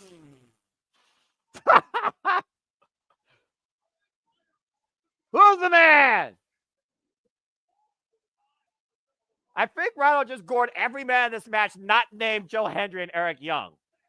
Hey, look at it this way, Walter. Since they're helping Brian Myers wear the turkey suit, he won't get fired. Yeah. I don't think they're going to let him get fired because I don't think he's got a choice. Take a snapshot of that. Gobble, gobble. Brian Myers joins the turkey suit flock. Hey, at least it's the day after Thanksgiving. He didn't have to do it on Turkey Day. And look at it this way. The system worked.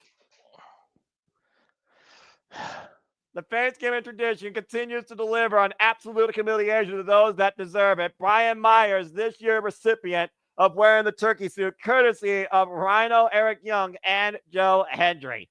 a little bit embarrassed, but at least, hey, he gets to keep his job, no? Exactly. I mean, you keep the paycheck. I feel like everything is worth it in the end. We go backstage to Rosemary. Okay. And I was wrong about Wendy Chu, about her showing up. Taste. What the hell is that? This lady is going further and further into dissension, into that Loca territory. She says you need to do more, and I'm like, what does she mean? How much lower can you go? Something in mind. I do like the half red, half black, though. I love that. Stuck between two worlds in her mind, I think is what that's supposed to represent. And it represents it well. Uh-oh. I think she has eyes on what I said earlier, Walter. I think she wants more, and she might want it in the TNA Knockouts World Championship. But does one match get you that? I mean, it gets you in the right direction, but you still got Wendy Chu to worry about. Don't forget about her. Don't overlook her. With all due respect, Wendy Chu is stuck in a nightmare she will never wake up from, thanks to Rosemary sending her soul below. Rosemary has woken up from that past relationship, and she has only one thing on her mind now, at least it seems, and that is the gold. Well, sometimes when you drag a demon to hell, when you drag someone to hell and you make your way out, sometimes something comes out, reaches you, and has a way to bring you back down. So Rosemary's not all in the clear. Well, Harvester. Oh boy. That's one scary woman. And she said there's nothing you can do to stop us. Why, again, she is stuck between two worlds in her own head. Coming up next, TNA X Division Championship still on the line. The system off to a very bad start, a false start. Maybe it's time for another restart. Moose going one-on-one with Laredo Kid. Let's go ahead and talk about the X Factors here. This is Moose's first defense of the X Division Championship in TNA ever. Laredo Kid attacked Moose and JDC with a steel chair to protect Leon Slater last week. And Moose demanded this match and was willing to put his title on the line to get revenge against Laredo Kid. We're going to send a very painful statement to anybody in the X Division that tries to go against the system. Oh, man. Moose is looking to get the system back on track after what we just saw. I'm sure that Brian Myers is not going to live down that embarrassment. Probably going to be beating himself up more, for being perfectly honest. And Laredo Kid again, who's been a mainstay name in TNA. Here you see what happened again. To my point, it was last week on TNA Impact with a chair that Leon Slater and Laredo Kid were able to fend off the system after Leon Slater got the better of JDC. And of course, Laredo Kid's been involved in Ultimate X, X Division Scrambles, and is a former digital media champion, but has never held the X Division Championship. So now he's a true Grand Slam champion? Moose says, yes, from Grand Slam to TNA World Champion to Impact World Champion, and now the X Division Champion. The face of the franchise defies the division of no limits. We're about to see what that looks like tonight for the first time. This kid is like Ultimo Dragon from Temu. That's probably accurate. Then again, JJ calls his Moose Terry Crews, so I mean, thoughts. And you can go along what you wish. Why am I all black? I've been blacked out for a while. Survive. And Alicia Edwards is in Moose's corner. The most annoying woman from Boston. I'm still in the black screen. What the hell's going on? Let me know when you see it, dude, because you gotta see the entrance, all right? This is TNA. This is Moose. Moose, who calls himself the face of the franchise. Again, looking to remind you all why you should trust the system, who beat Speedball Mike Bailey, which Speedball literally gave the opportunity to Moose after a backstage encounter when Speedball was counseling his friend, Trent Seven. Do you see it now? I see Moose walking. There you go. And of course, Moose won the X Division Championship against Speedball Mike Bailey, and we haven't seen Speedball since. I guess I have to let it go, huh? The Moose and Obi thing, Oba that I wanted to see. You just gotta let it go at this point. Look, I trust Shawn Michaels and NXT crossing over with TNA again more than WWE doing anything right by TNA along with the main roster, because at the end of the day, the main roster is rigged, and I stand by that. But that being said, we're going to focus right now on TNA. I'll say never for that, but for right now, you got to worry about Moose being the guy you have to beat for the X Division Championship. That in itself is a tale of the tape that is very one-sided. Yeah, you got to say, that belt does look good around Moose's waist. And of course, the System is running roughshod over TNA since Hard to Kill when Moose won the TNA World Championship. The System has literally taken control of TNA since it's brought back to existence. Every time you count the System out, they just do something. I mean, when Moose lost the title, everybody's like, that's it for the System. Then he turns around and wins this title. Especially that obnoxious stank of a cheat code, Alicia Edwards, who's been in the System's corner. There's the title being held up high. Now beautiful, prestigious, newly minted. I believe that's the 8th version now, 8th incarnation of the X Division Championship. And again, the division that is about no limits. He beat Speedball Mike Bailey in an awesome episode of Impact. And again, you can watch TNA Impact on the TNA Plus app weekly, 8 p.m. Eastern Standard Time, or if you actually do still watch TV, Access TV, if you can find it on your channel guide. I don't know, but David better go get a slingshot. I mean, again, it's been a great year for Laredo Kid, though. I mean, again, previously challenging Crazy Steve for the Digital Media Championship, and he did win that. Well, look how he's starting. You got to chop down the big tree, right? Well, up and around, take over Tierra's denied, moves, looking for the clothesline, swing and a miss, and again, kick to the hamstring. Laredo Kid has to use speed to his advantage, and again, as far as I know, Moose does not have a background in Lucha Libre either. Nope. Open palm strike. Laredo Kid step up to the top rope and moves. Oh my! You just got to keep moving. Well, now you move your face into a barricade for getting pushed off the rope. But yeah, that move's literally pushing Laredo Kid off into the barricade. Referee checking on Laredo Kid to continue. Push him down to the outside of your point. Nearly hitting the steel barrier. Knife edge chop, though, sends Laredo Kid almost into the announce table. And we know what Moose can do on the outside of the ring with or without the System. It's always dangerous out there. We may get to the point where it's just a lion playing with his food, though. Oh, man! You see the way those barricades pushed inwards on Laredo Kid's body impact. Yeah. Just such at everything. I don't know. Does your back hurt now, Noah? Answer. And again, yeah. Count out means nothing. Title can only do his hands be a pinfall submission inside the ring, but in Moose's case, that doesn't matter. That's champion's advantage. It may be all she wrote already, Noah, man. Looking out to make a painful statement towards anybody in the X division that opposes him and the system. There's a lot of threats out there, though. Again, there are no weight limits to the X Division Championship. You just got to have the desire and get the match. Trying to rip off Laredo Kid's mask, the pride of Lucha Libre, and the very identity of this luchador in the process. And that will yield also, I think, a disqualification. But again, I don't think damn. One thing, Noah, you got to give Moose credit because he's willing to defend this title anytime against anybody. He's not a scared champ that runs from challenges. He faces challenges head on. Point, we get this match. Yeah, but you still have Alicia Edwards in the corner, and I still call that a cheat code. So again, how much of a defending? Oh, God, what a bump kick. Right to the face by Moose. Yeah, how much of a value is Moose as X Division champion if he can't do it on his own? But I will give Moose credit. He actually won the title on his own. So as long as Edwards doesn't get physically involved, then I will hold Moose to a standard of being a worthy X Division champion. And it was no easy feat to get that title off. Oh, hell no. Are you kidding me? Two men literally broke each other during that. And Moose looking to break the Laredo Kid, hung up in the tree of woe, boot driven in the midsection now.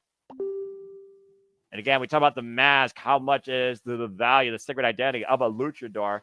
And look at Alicia Edwards here, trying to drive Laredo Kid, literally face wash him into the apron. So much for doing it on his own. Well, again, the disrespect. The system has been nothing but disrespectful to the entire TNA roster. But Moose looking for a big running lariat, went shoulder first in the turnbuckle pads. And Laredo Kid now trying to follow up. Whenever you referee a match that involves the system, you got to have eyes in the back of your head because you know why they're out there. And for its worth, Walter, it took 4 damn spears to beat Speedball Mike Billy for that title. Mm-hmm. And right now, he might be looking for the first spear. And Laredo Kid up and over, sunset flip, roll up, 2. Again, the shoulders, the legs were under the shoulders, not over them. Hoist it up again. You got to give the kid credit. He's able to actually flip Moose over. And well, again, using Moose's own body to his disadvantage right now. Irish whip and Moose hoisting up Laredo Kid. Oh, boy. Whoa, and reverse the power bomb to take over Rana. Sometimes it's a game of momentum. He was able to use momentum to flip him over. And then you get choke slam into oblivion, and that momentum gets stopped in its tracks. Mm-hmm. Look at this cover. 2 count. Pretty much a bookend, whatever you want to call it, a rock bottom. Call it effective. Call it painful. Call it a statement. Mm-hmm. And again, to your point, he is sending a message to anyone that doesn't trust the system, especially in this division, reminding everybody exactly what the system is about and what he is about, calling himself the face of the franchise. To be fair, though, I don't think Edwards, though, taking advantage behind the referee's back, trying to tear that mask off the Laredo Kid. To be fair, I don't think anyone trusts the system but the people in the system. And Brian Myers, does he still trust after what happened to him? I don't know. He's even continued to stay part of the system after embarrassing them. And right now, again, Moose jaw-jacking the Laredo Kid. Oh, the disrespect, the palm strike. That might be your undoing. You can't get too cocky no matter who your opponent is because you say it all the time. No, it's just 3. Oh! And now, Laredo Kid might be fired up, taken down with another knife edge chop, though. Damn, the fact that he took him out with a chop. Ow. Again, fighting spirit versus the dominant physical presence of Moose, arguably one of the biggest and strongest competitors in the entire TNA locker room. Oh, man.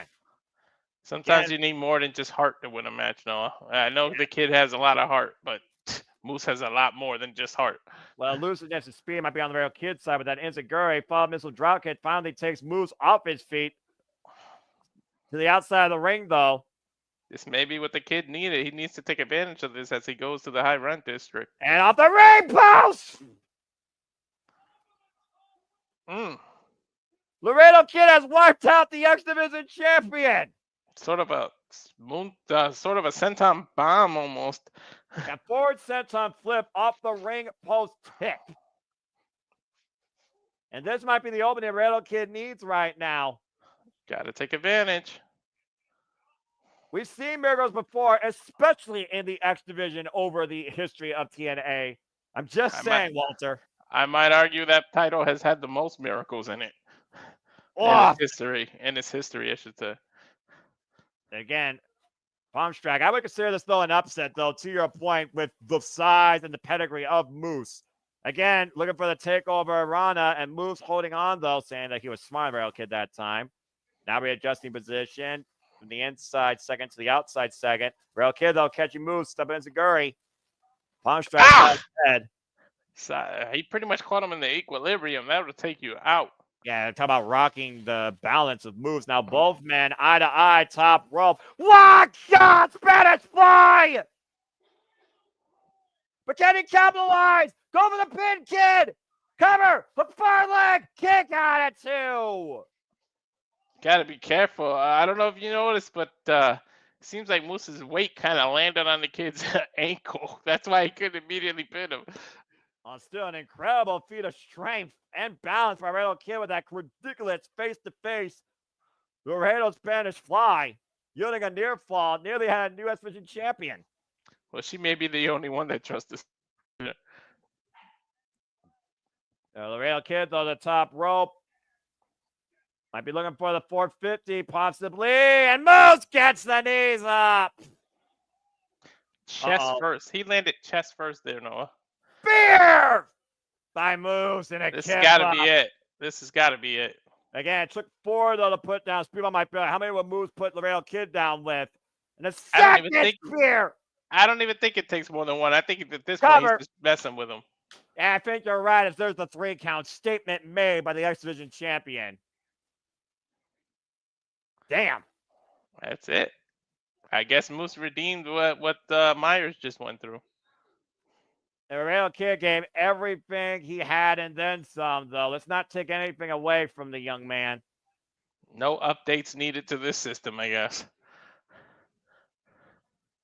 And once again, Moose defines how the system works.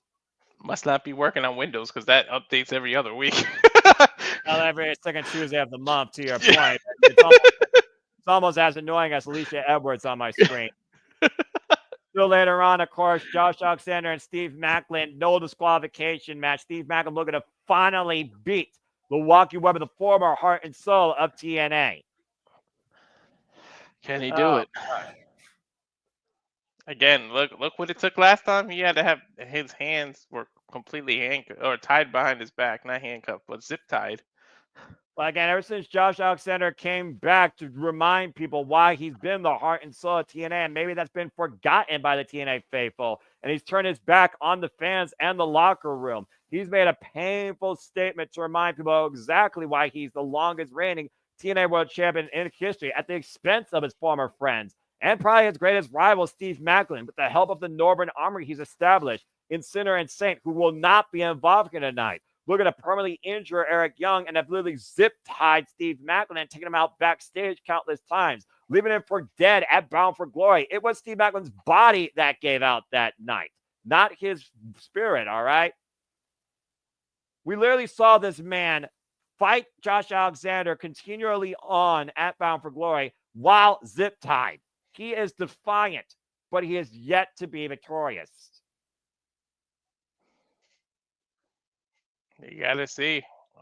You gotta figure some zip ties are gonna come out or be in play for this match, right? Well, yeah, well, I would think so. But also, let's keep that in mind here, Walter. Tonight, that could be legally put in play because it's no disqualification.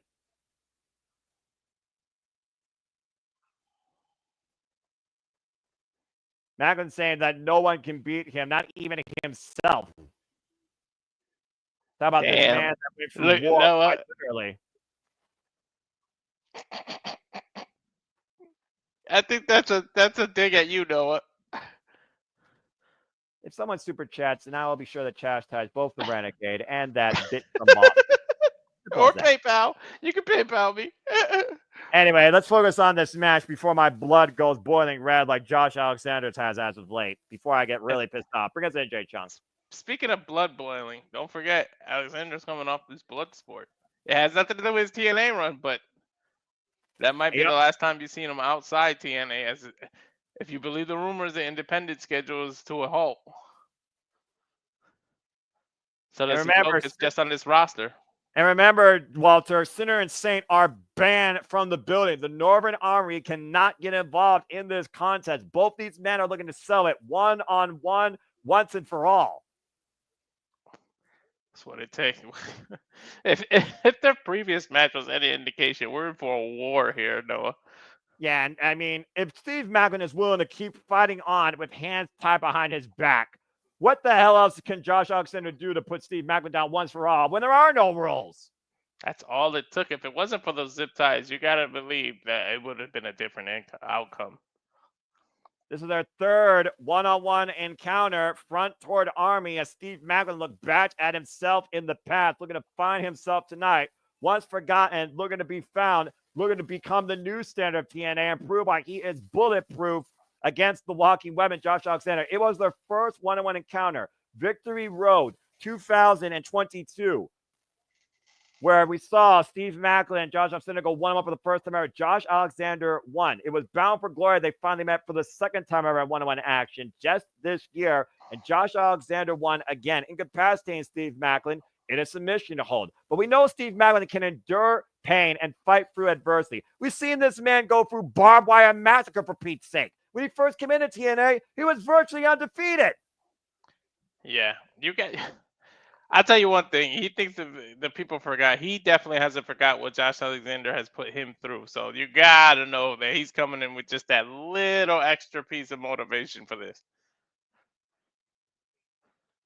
You know the zip ties are coming out, Noah. You know it. I'm expecting everything, including the kitchen sink, with how far these two can push each other athletically and mentally. Steve Maclin holding on to his Punisher attire tonight, looking to tag and bag the walking weapon once and for all. It's no DQ, right? Yep. So look for them to go all over the place, all over the arena, all over Wrestlecade. Wrestlecade. The least of your worries here, what these two men might do to each other here. Well, with no rules to stop them, what the hell? Why not just do anything you want? And we're starting off right now with Fists of Flying as we literally started this rivalry when these two men first met each other in the ring. Oh, and a boot takes Maclin down, immediately Maclin back up to his feet. Alexander's up and over the floor with a clothesline, though. And this match could go to the outside. Scud! And Maclin taking Josh Alexander far down the entranceway with the tope suicida. These two went at it from the word go. As soon as the bell rang, it was on like Donkey Kong.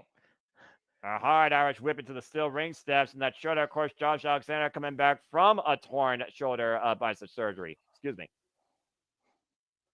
Torn left tricep, of course, surgery that Josh Alexander suffered that caused him literally months of his career. But when he came back, this is the version we got. So yeah, you remember, talk about turning a bad situation in your favor. And of course, Josh Alexander, who's come back from multiple times behind the 8 ball to that torn tricep surgery, to your point, is what caused him to relinquish the TNA World Championship, and he never got it back. Off! Face first. And of course, prior to that, Maclin was scouting Josh Alexander for 1 year to finally take the title from him. He didn't take it from him to win his first and only ever TNA World Championship. He won it under vacancy against Kushida at Rebellion. You also got to remember, it's because, you might even say it's because of Josh Alexander that to this day, Joe Hendry doesn't have that title. It was in that multi-man match. Who stopped him from winning? It was Alexander. Face first goes Josh Alexander into that table. Oh Lord, no DQ, and I already get a table involved. I mean, you shouldn't be surprised. Not at all. And up the fireman's carry. Again, it was Victory Road 2023 where these men first met for the first time ever. And Josh Alexander won that night, clean as a whistle in the ring. I mean, literally, Noah, one of these men is called the walking weapon. Are we surprised that weapons are already involved? Not kidding. Although I said 2022, or my bad, Bosh. It was 2023. The years and times run together. Back elbow strike, and Maclin right now precariously might fall for that table. And a shoulder block stops Alexander. Tell me about it, especially when you get older. Years just combine. Yeah, years are just numbers at this point. Just need the clothesline. Josh Alexander taken down, though, by Maclin. Good What do you back say about elbow. Walter? You watch TNA like me. You saw that vignette again, the Toto's point that talk about during Super Did thing. Looking inside Steve Maclin's mind, what's he been thinking as of late? Whether he's losing that confidence in himself, finding that identity again that brought him to the dance in the first place in TNA. What do you think is going through Maclin's mind right now? I don't know if he's lost confidence, but I think based on what's going on in this match, all that's in his mind right now is revenge. What? And in Josh Alexander's mind, all that's on his plate is suplexes. Mm-hmm. Many people he doesn't let go. Yeah, maybe compare Josh Alexander to the likes of Kurt Angle, an all-time TNA great himself. We've seen Josh Alexander do 10 of these. Yeah, I think that's what we're going for now because he's already at the fourth one here? Kind of lost count. Again, the danger, though, when Josh Alexander continuously chained these together, taking the power out of his opponent and himself, knocking the win out of each other. Yeah, he does as much damage to himself as he does to his opponent. Good grief. What are we up to? 7 here? And Maclin, again, literally trying to break the hold, but Alexander, relentless. I think that's 8. I'm not sure. Do you know? Alexander continues the punishment on Maclin. Maclin trying for back, though. Elbows to that, of course. Surgery repaired ear. And Maclin, a German suplex of his own, finally stops the chain. At least he did a reverse. A release. He didn't try to hang on and do to Alexander what he did to him. Both men have got to be exhausted after that exchange. You would think. Knife edge shot by Maclin to Josh Alexander. But we see again. And of course, based on that title run. Yep. I'm sorry. Go ahead. Oh my God! German suplex against the turnbuckles in the corner. Based on that title run, we've seen Alexander do some crazy feats, so we know he is a cardio machine too. So it might be nothing to do these chains. 59 minutes and 30 seconds to your point with Speedball Mike Bailey while he was TNA World Champion on TNA TV. We've seen him do an Iron Man match against Nick Nemeth. Yep, and Nick Nemeth, of course, won that night. It was his last chance for the TNA World Championship, to your point, at Emergence. And every newfound attitude, and Josh Alexander has been willing to do as of late to get a win. And every second was needed for that match.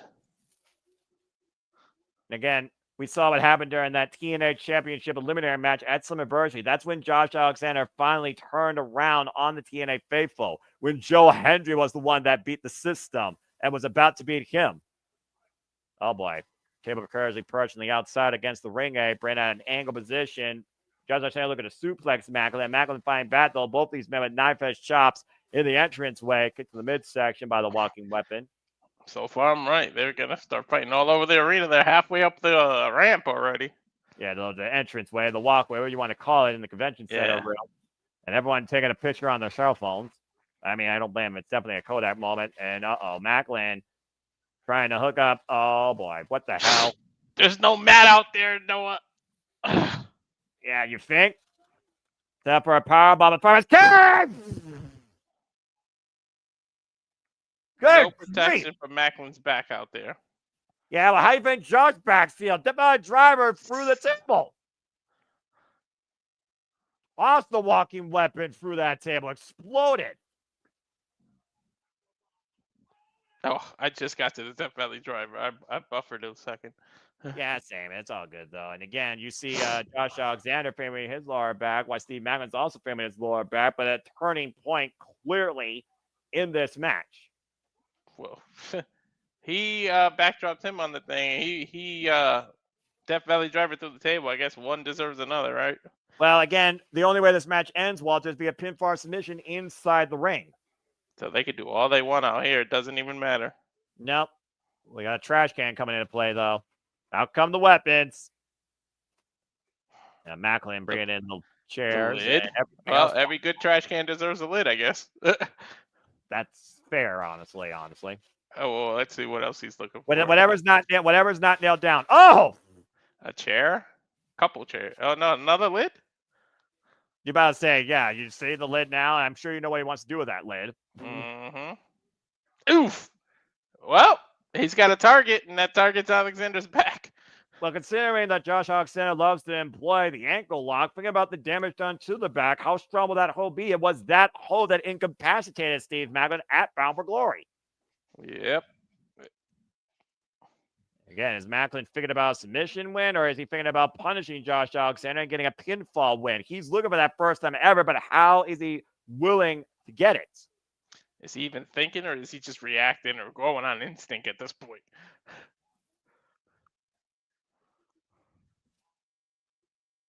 Again, we said that he believes he's the person who that's been forgotten, but I don't think he's forgotten anything Alexander has done to him. And again, the frustration, the rage, and just overall, maybe that doubt has drove Maclin to this place in his mind, almost confronting what's become a friend in Eric Young the wrong way. I don't know. Well, wait a minute. Look at the ankle lock. Look at the ankle lock. Ankle lock. Dangerous territory here. Josh Alexander's got prime. Now, grapevine. Oh, and look at this trash can lid forcing the break. Smart by Steve Maclin. That could be what's hiding behind this paint is the lack of confidence to the face. And you know how damaging that ankle lock is the longer you're in it. You see that? See that pin already etched on Maclin's face. Now hoisted up. What the hell is the? Oh no! Especially in a match. Oof! Ow! Especially in a match where there's no DQ and no rope breaks, you can hold on to that ankle as long as you want. Yeah, well, again, that trash can was only saving grace. There was no saving grace when Maclin was just dropped across the apron. Hardest part of the ring, and he landed like awkwardly knee first or something. Yeah, but wood meets steel, by the way. You see right now, Josh Alexander may be favoring that right hamstring. You don't, whether it's a hamstring, a knee, or an you don't want any part of your leg to be a target when you're in a match against Alexander, the master of an ankle lock.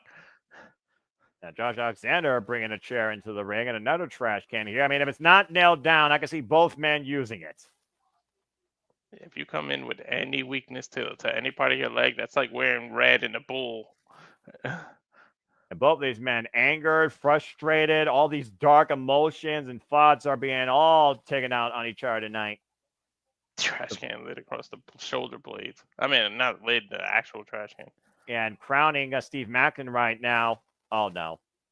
Oh, what the hell? Surprised he fits in that trash can. The piece of table taken across Steve Maclin here. That's improvising. And why did Josh Alexander just punch a trash can? I don't know. He just hurt himself. Yeah, you think? Then Maclin, Walter, hold that thought. Josh Alexander with that falling cross body against Maclin's back with a trash can on his head. But how much damage is he doing to himself? No, I don't know how smart this is. Well, I don't think neither of these men are fighting on intelligence. They're fighting on rage and punishment. They want to punish each other. This goes back to the frustration that Steve Maclin has faced since Slammiversary. And the same can be said for Josh Alexander, where both men lost out on the TNA World Championship. Yeah, it's not about intelligence. It's about emotions right now. Like you said, rage, anger, the emotions that can really put a detriment in your own abilities, anything. Just again, we're talking about emotions being your greatest weakness or your greatest strength. And here, rage right now coming out of Josh Alexander against Steve Maclin plays to the walking weapons advantage here, wearing away at Maclin's back. That trash can is destroyed, just like his back. And Alexander stalking Steve Maclin on the outside here. What is going through Alexander's mind? Dangerous intentions. Loving shot to the chest. Well, he improvised with that table shot to the freaking trash can. Oh! That was different. Usually you use a chair for that. And its trash can lid slammed across the back again of Maclin, who was braced across the apron. Wood. Is there more wood on there, or was that still part of the same broken table there? Yeah, but again, we know that Maclin's been in these extreme circumstances before. We talked about before, Barbed Wire Massacre, Monsters Ball, Surge in the Army, and, well, it wouldn't be TNA without a door. Oh, my God, he's getting a door. Wow, just imagine, kicked right through that door into Alexander's face. Ding dong. Maclin drop kicking the door, dropping on Josh Alexander on the outside. trying to breathe new life into this fight. And look at the smile on Maclin's face. Uh-oh. What's Maclin thinking here? With a smirk on his face. Oh, Cactus Jack! Elbow drop off the apron through the door through Alexander's heart. Ah, that black heart. That door obliterated. Yeah, but again, how much damage did he do to himself? Both men just throwing caution to the wind. Well, when you're this angry and hell-bent on a finish, you can sense the frustration in every shot and every swing of that door being broken through even more. If you have to sacrifice a piece of yourself to get two pieces of your opponent, I think that these two are willing to take those odds. This is a very unique way to handle your anger. I don't know if anger management classes could ever prescribe this. I don't care how much adrenaline you got. You feel that. Well, it'll be after the fact, but victory will be worth it in the end for both men here. And Alexander, trapping the leg and swinging it across the ring post and taking a piece of that door and slamming it, destroying it against the left leg of Maclin. You got to give us the Bret Hart spot at this point, no? Good grief. The figure four over the ring post. I don't think he cares about the figure four, man. I think he just cares about sharing that knee with everything he could grab. Again, any part of the leg. The ankle lock, it doesn't just affect your leg. It stretches your limbs, your kneecaps, your hamstring. Everything that's part of your leg gets stretched during an ankle lock, especially when he lays down and does the grapevine. Then it's like your entire leg. And Josh Alexander knows that. He's really asking Maclin to step forward for a shot. And without that base, he can't move forward to get those shots off. Alexander knows that he is fully in control and focusing that attack on that left knee. To your point, trying to destroy all three ligaments of the leg. Alexander, much like Orton does, just dissecting and taking your body apart. And again, Josh Alexander made sure that Maclin was zip-tied in defeat. No way to crawl away. And Maclin defiant to the very end. His body giving out on him. Not even tapping out to Josh Alexander. In a way, I think Josh Alexander feels disrespected from that. I mean, wouldn't you? What the hell is he thinking now? Setting up the... I'm pretty sure he's not going to have a seat. But he is putting those chairs together in the seating position. Oh, I know what's going to do. Well, at least it's not, back to back like Adam Cole and Aleister Black. Oh gosh, and again, vicious stomp right to that left knee of Maclin. Again, proverbial phrase, how strong is a one-legged man in an ass-kicking contest? Well, if that door was still intact, I know what he would have did with those chairs, but that door is no longer in play. But that trash can in the corner still is. Oh, dear God. Oh, no. No. Josh, come on, man. Not a C4 spike on the chairs. Not a C4 spike on the chairs. Looking for a pile driver and Maclin reversing, though, hooking up Josh Alexander. Alabama slammer through the chairs. Ow. Damn. Ah. Ooh, Alabama slam on the... I say, you see the way those chairs warped on landing and the way that Alexander's back curved. Those chairs collapsed. And both men collapsed in the process. Maclin's knee, man. The referee's checking on him right now. His knee has been through awesome. hell. Both these men been through hell. They put each other through their own hell. Fans getting into what this is awesome chant. And I agree. And both men slow to their feet. You see the way that Maclin, again, is not putting forward pressure on that left leg. Maclin continues to fight for the pain, though. Runs through Alexander, taking him down again with another clothesline. An Irish whip. Alexander sending the ropes. There's the clothesline. Alexander. Lupez press, though, by Steve Maclin. Takes the walking weapon down and mounting him. The ground and pound. Left fist flying. And hooking up Alexander. Got a backbreaker over the right leg. Ugh, shades of Stone Cold with that. But can he push through this pain? Again, you said yourself, adrenaline does wear off. Is he finding adrenaline at this point? I don't think it was smart to put him over your own injured knee. Trying to look for the KIA. Alexander fighting. Maclin to the corner. Now sending his shoulder into the midsection. Working the core of Maclin. And then vicious right hand. And working way up the body. First it was all the legs. Now it's the core. Pretty much he's going to Alexander. go for the neck next. The chair, swing and a miss. And Maclin ducks underneath, gets to the mission. Now Maclin with a chair, throws it into his face. Maclin off the ropes. Oh! Cycle knee into a chair across Alexander's face. That might be it. Cover. Let her press kick out Alexander at 2. Oh my God! Do you see the bruising on the back of Maclin's thigh? That's only going to be elevated after that recycle knee to the chair, by the way. And the face of Alexander only yielding a near fall again, putting their own bodies on the line to get a decisive conclusion here. Now Maclin going up to the top rope. How smart was that to do a knee to the chair if your knee's already in pain? Well, again, the wounds of war, the battle scars you carry for life. Maclin is well aware what that means. Oh my gosh! Chair right in the face, out of midair to Maclin.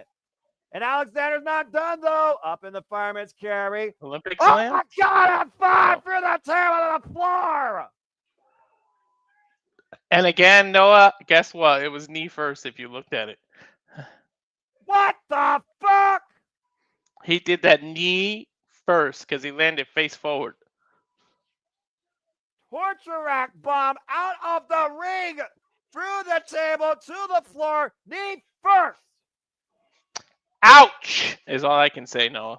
Yeah, and all freaking caps and an exclamation mark on the end. You're not wrong. Damn. Alexander's looking to take advantage now. Is it over at this point? I mean, he might as well be dead weight. Alexander trying to get Maclin back inside the ring, looking to shoot the half, rolling him towards center. Alexander trying to go on the cover, hook on the far leg, and it's not over! Maclin still has life left. And again, all the damaging, all the damnation these two have caused each other, still not enough. And Alexander going for the ankle lock again. But mind you, there's no rope break. There's no rules. There's no DQ. And again, that ankle, though, could snap before Maclin taps out. He needs to get grapevine it right now. Oh! He's at it normal. And Alexander rolled head first into the trash can sub in the corner. You knew that trash can eventually was going to come into play there, Noah. Yeah, effective counter nonetheless. There's more than one way to escape an ankle lock, and Steve Maclin apparently knows multiple ways to do it. Now looking to hook up Josh Alexander into the tree of woe. Oh, you know what's coming next, Walter, because he might have him in his crosshairs. Oh, back it up into the corner now. But how the hell is Maclin still pushing forward on a bad leg is beyond me. The man is basically on one leg right now. They're looking to tag him back. Wait a minute. Oh, no. Twice. He's just headbutting. Is he headbutting his crotch? To your point. Cut the crosshairs to the compromised core of Josh Alexander head first. And a trifecta. And Maclin once again looking for the KIA. It's got to be over in the cover too. What? Why did he pick him up? He had him beat. What the hell are you doing? I think he wants to inflict more damage, Noah. After zip ties. I guarantee you some zip ties are about to come out, Noah. This is what I talked about when it comes to the place Steve Maclin's been pushed to. A point of no return. The show's called Turning Point for a reason. There's a point of no return for either of these men regarding what happens after this. And Maclin apparently wants a more definitive statement. No, I guarantee you some zip ties are about to come out. Oh, no. Well, that's a lot of zip ties if it's in that black bag, Walter. But you and I have seen enough black bags to know what's in those. Oh, hell no. Thumbtacks? Oh, please, no. Not again. Please. What's in there? What's in there? What the hell? That is a heavy loaded bag, too. And Alexander is laid out in the middle of the ring. What the hell? Are those bullets? Oh, gosh. Magnets? What the hell are those? Those are shell cases. Yeah, bullets. Casings. Like what? Bullet shell cases and Mac with a double underhook. Oh, and a low blow by Josh Alexander. What's the significance of the shell casing? He was trying to set up for a KIA again. And Josh Alexander, desperate move there. That was your perfect opportunity to pull out some zip ties. You go for shell casings. Well, it goes back to that military background that Steve Maclin was literally trying to bring forward, considering that Josh Alexander's been using an arsenal of his own in the Northern Armory to get the better of the Punisher as of late.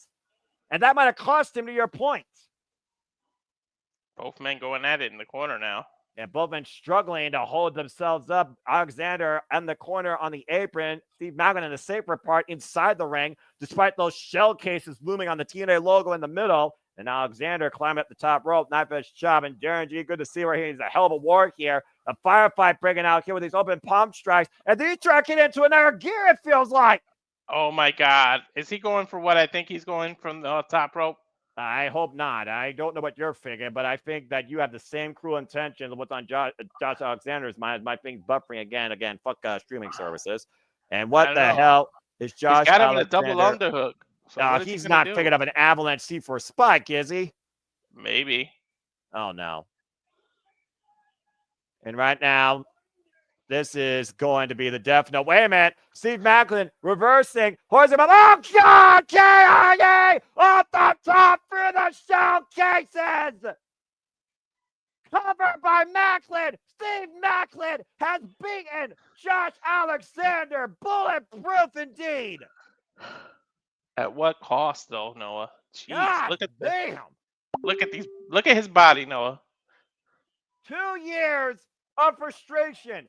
2 years of anger, 2 years of observation and drive and determination, failing to beat that weapon. And finally, Steve Maclin has overcome his greatest demon. Steve Maclin has defeated the walking weapon, Josh Alexander. Now, where does he go from here? Well, you talk about a confidence booster, Noah. We just saw a huge confidence booster. If he was doubting himself before, I don't think he can doubt himself anymore. Talk about a story of grit and perseverance. Steve Maclin overcomes this war against himself and Josh Alexander. Steve Maclin wins at Turning Point. As we go to an advertisement here, I got to ask you, what do you think is next for both men now?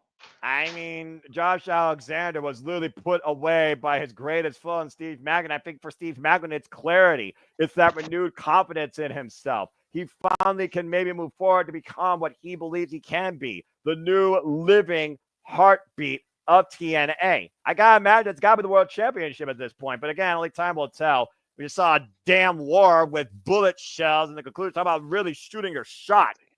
Good grief. I don't think Frankie will be the only one with their mind on the main event. I'll put it like that. Yeah, and I think you're on to something there. They got a moment now to regroup. I want to remind you people, again, we talked about fighting for the Fallen. Of course, Fight for the Fallen, January 1st, we'll be coming here for AEW when they give us the biggest multi-stream ever when they go to Max. Talk about fighting on behalf of the Fallen. TNA is a family like we are a family. And coming up here very soon, TNA is doing something very special for the Iron Finesse himself, Chris Bay. As Chris Bay, of course, was a young man with a dream and currently out with a severe neck injury. Surgery successful, now on the road to recovery. We wish Chris Bay all the best, but of course, you can show your support. There's a GoFundMe on your screens as you're watching along with us, QR code, but also there will be an event funded by Smash Wrestling. You can go to smash.wrestling.com for more details and get your tickets today, as the event will be literally supported by not only ticket costs, but those that are literally working on behalf of Chris Bay, as what they would get, I guess, like signed for or booked for. They are going to give all the funds towards Chris Bay's road to recovery. So again, if you're a fan of TNA, if you're a fan of the ABC, show your love and support to Chris Bay today. The Iron Finesse, the former X-Division champion, will walk again, most certainly.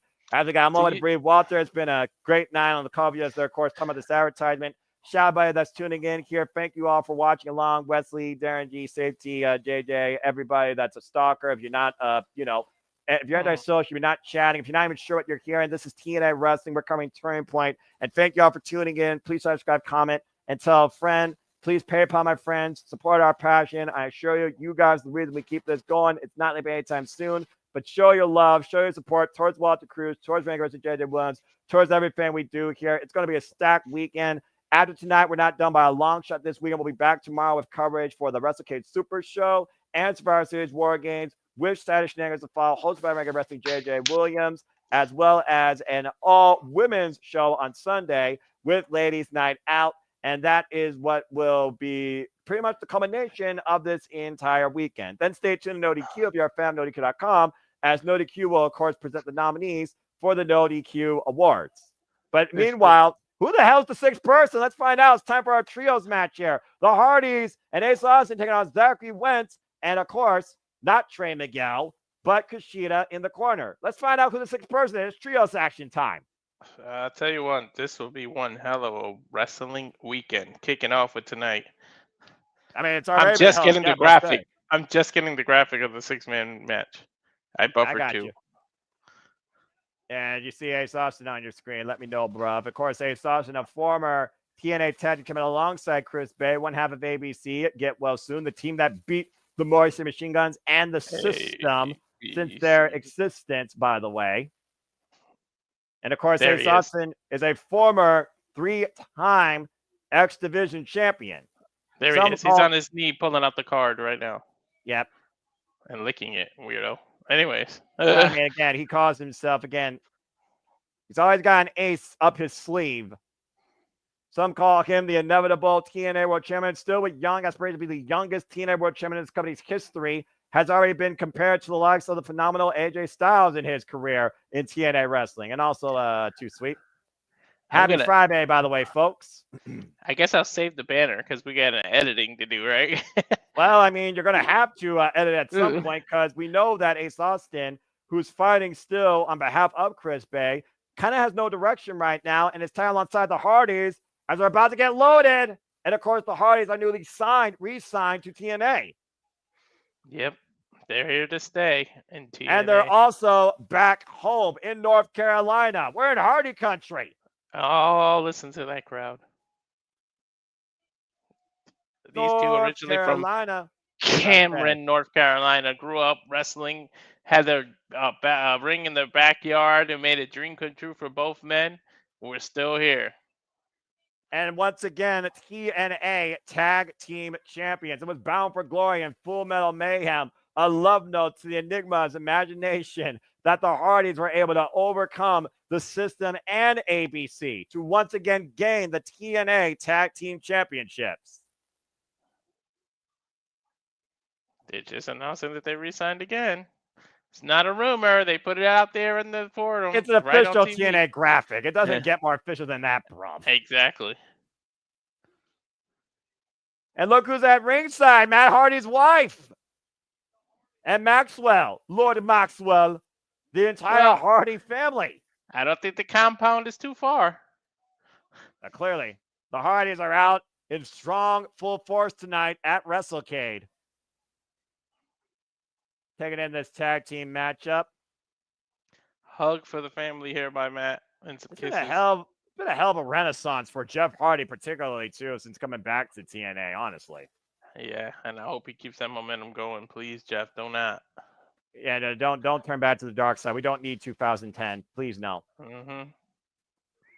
One of the pro wrestling rock stars that still bring it and pretty much risk life and body, still to this day, the charismatic enigma, Jeff Hardy, with his brother Matt Hardy, not broken, but loaded to the extreme. Tagged alongside Ace Austin in 6-man tag team action here. I'm waiting and stand by for this graphic to see who I got to edit in here. It's a hell of a trio right here. Of course, ABC, Chris Bay, and Ace Austin, of course, were inspired by the Hardys to become wrestlers. Trying to get back on a winning track here after falling against Trek 7, Alex Hammerstone, and Jake Something. And here comes the time splitter, former multiple-time IWGP Junior Heavyweight Tag Team Champion, currently now, Kushida. You just said that word. What did I say? Something. Oh, all right. Well, I'll do that later. All right. I don't overkill. It's TNA. It's TNA. I know, but also Jake Something is not involved here. But again, I'll talk more about that later. And I don't overkill a gimmick like WWE. What? Anyway, Kushida, of course, who will defend that IWGP Junior Heavyweight Tag Team Championship at Wrestle Kingdom in fatal 4-way action against Catch 2 and 2 Bullet Club War Dogs. And of course, this year's winner of the Super Junior Tag League in TMDK's Kosei Fujita and Robbie Eagles. Tonight, Kushida goes at it alone alongside Zachary Wentz and a partner that we still don't know. Might find out in 3, 2, And of course, 1. you can see Kushida sometimes on Explosion. He's already had matches with the likes of Leon Slater on countdowns previously. Can you imagine if it's Josh Gresham after their history? Oh, good grief. That would be bizarre. But, I mean, he is back to pure form. You do have a point. Speaking of back to pure form, Zachary Wentz, former X Division champion, goes out alone as the Rascalz has been looking to climb higher than the treehouse, back up the tag team ranks. Well, here's one half of the Rascalz. I mean, again, who the hell are you going to get in your corner? I mean, people have thrown out names like Myron Reed, like Leon Slater. I mean, sticking in a TNA. I thought about Kevin Knight, of course, Kushida's tag team partner, but I think he's working right now in ROH. And you said Jonathan Gresham, which also isn't booked here. That's a fair shout, but I'm very curious to see who you get to work with this first-time dynamic. I have no idea. I know the chemistry will be way off. Well, you say that, but this is TNA, and you'd be surprised what could work here. I'm just saying. That's true. Jake something, and friggin' Hammerstone beat the Hardys. It looks like Wentz got a mic. All right. I wonder if it's someone from TNA or the NXT. Daggone traveling issues that plague the nation. Went to the treehouse. Did some thinking. Were you high or were you not high? I don't know if you've seen social media or not. Here we go, telling everyone. I know it sucks. The bro! What? The original bro! What? Matt Riddle? What? Are you fucking kidding me? I still didn't even get it. The Super King of Bros, the original bro, Matt Riddle is back in TNA. Ah, there he is. Now I just got his graphic. He said the Shaman. I should have freaking known. Who gets higher than the original bro? Not name RVD. That's Super King Bro. The Stallion, Matt Riddle, the former NJPW World Television Champion. I guess it's good to have friends in high places. Yeah, high in quotations, all in green font. Much to your pleasing, Walter. Hey. The Shaman of the team used to be known as MSK, by the way, lest we forget. Unbelievable. Matt Riddle in TNA. You could have gave me 100 guesses. No, I don't think I would have gotten this right ever. And this is the first time Matt Riddle's been in TNA, actually, by the way. I just thought about that. This is the first time we're seeing Matt Riddle in TNA. What the hell? Well, I did say there's 150 plus different wrestlers there at Wrestlecade. That's a hell of a pick out of them. He might be somebody who had to, sign autographs and we had a table. And they just say, "Hey, you want to go?" Well, before you go get high and, and treat the stuff that Prince Nana probably sells to you, or you sell to Prince Nana. Whoop, there go the flip-flops. The original bro in a TNA ring. Truly anyone can cross the line. Yep, he just kicked the flip-flops off for me. And no weird graphic in the birds. Thank you. What? Oh, yeah, that's right. A bit different here. Well, I mean, again, the original bro. Of course, battle tested all over the world, in and out of MMA and professional wrestling, Walter, as we very well know. Noah, what the fuck is this year? Like, seriously? I don't know. I stopped trying to figure out humanity and time a long time ago, bro. Bro. And, of course, the number one contender for the MLW World Championship, Matt Riddle, has been making waves in MLW. And MLW is no stranger to crossing the line in TNA. I mean, when you're dealing with Matt Riddle and you have a plan in mind, your plan pretty much goes up in smoke. Oh, that was a weird cut. Botch. All right, well, let's go ahead and see what the original bro can do alongside Zachary Wentz and Kushida without his stuff. I just got that Hollywood cut, too. What the hell was that? I don't know. This is going to be weird. This is already weird, bro. It's already weird. This dude is in the match on TNA. Matt Riddle in TNA. Let's sentence come out of my mouth one more time. Matt Riddle is in TNA, bro. Not on my 2024 bingo card. I need Moose versus Matt Riddle now. Whoa. Anyway, Ace Austin's at cover. 2, I am not high, but this is definitely out-of-body experience. Ace Austin and Zachary Wentz right now in the ring. Excuse me. At least these two are familiar with each other. That's the most straight-edge person in the entire Simply Reliable Studios community. And right now, mutual respect, of course, with Zachary Wentz and Ace Austin. Miles looking for the Mighty Straw Cradle. Got a roll up on Ace Austin. It's a 1 count there. This is definitely someone that you couldn't prepare for because no idea. Right? I just got the roll up there. Now they're at a standstill. And right now, they're picking up speed here. The sidestep. Oh, the shot to midsection. The knee caught. Slip out. Pushed off. Up the ropes. Cartwheel. Deep arm drag. Good and takedown. Once again, Ace Austin grounding with a takedown. There you go. There we go. Back. Again, Ace Austin, a 3-time X Division champion, by the way, like I said, who feuded with Trey Miguel for the better part of 2 years over that title, particularly. That was nice a counter great reversal by there. Yeah, that Wentz was a beautiful counter. Well, again, Wentz, we saw how hard he fought to find the way to his first X Division championship in Ultimate X. Up and over, lands on his feet for losing speed on Mike Bailey in his contractual rematch. Both men with a high kick and stalemate. Whoosh. Both men were fighting for a backslide there. Yeah, right? All right, there we go. Stalemate for me. Toe to toe, tit for tat. And Zachary Wentz right now calling out Jeff Hardy. Oh, boy.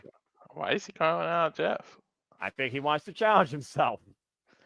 Hey. With someone else you might as well call Rascalz. Tad is a charismatic enigma. I just hope Matt Riddle doesn't have any bad influence on Jeff. Well, again, we talk about the influence the Hardys have been to so many young, hungry, up-and-coming taddies of the business. The Rascalz is one of them. And caught up a tie-up just like the ABC. And how about you go ahead and retort that? I approve that message. There you go. Ranger Wrestling approved. You're good, Darren G. Appreciate you. And right now, Jeff Hardy pushed him in the corner by Wentz with a clean break. It's one of those things also when you think about you're wrestling somebody you looked at as a childhood hero. It's got to be a moment for you, too. Especially a tag team specialist. Your partner's out right now. You are a tag team specialist, Get well, Chris Bay, but jeez. And Trey Miguel, I'm sure right now he's kicking himself in the butt because of travel issues. But hopefully he's hanging out with maybe Ashley Dubois and having a good time. And back elbow strikes by Jeff Hardy, throwing Wentz into the ropes. Irish whip, reversal, Irish whip. Jeff Hardy slips underneath the bottom rope to the outside. I hope Trey Miguel Wentz in hot pursuit. Airport dude. Like I said, I only dealt with airport once. The Fables didn't have that issue. And Matt Hardy, by the way, blind tag. Matt Hardy's legal. Wentz unaware. A crafty move by Jeff Hardy and Matt Hardy there. Hey, you got over 20 years of tag team experience. You know all the tricks in the book at this point. Good double team there. Matt Hardy goes to the cover. Referee opposition. And goes to the count. Gets the 1 count after trying to fend off Kushida and Matt Riddle. Not only do you know all the tricks in the book, I think you could write your own book if you're the Hardys. And again, you got Matt Hardy with the support of his family here tonight. His wife and his son. Multiple sons, excuse me. Nice kip up there. Can you imagine what can you imagine what Thanksgiving's like at the Hardy compound? I don't know. How bizarre is that feast? Whoa. I don't know. Deep arm drag there. They asked him, did you delete your food? And, if I had a would you rather, I would delete like a couple of dishes that I have. That's a different conversation. Whoa, wow. Beautiful corkscrew out of the corner and gets a 2 count.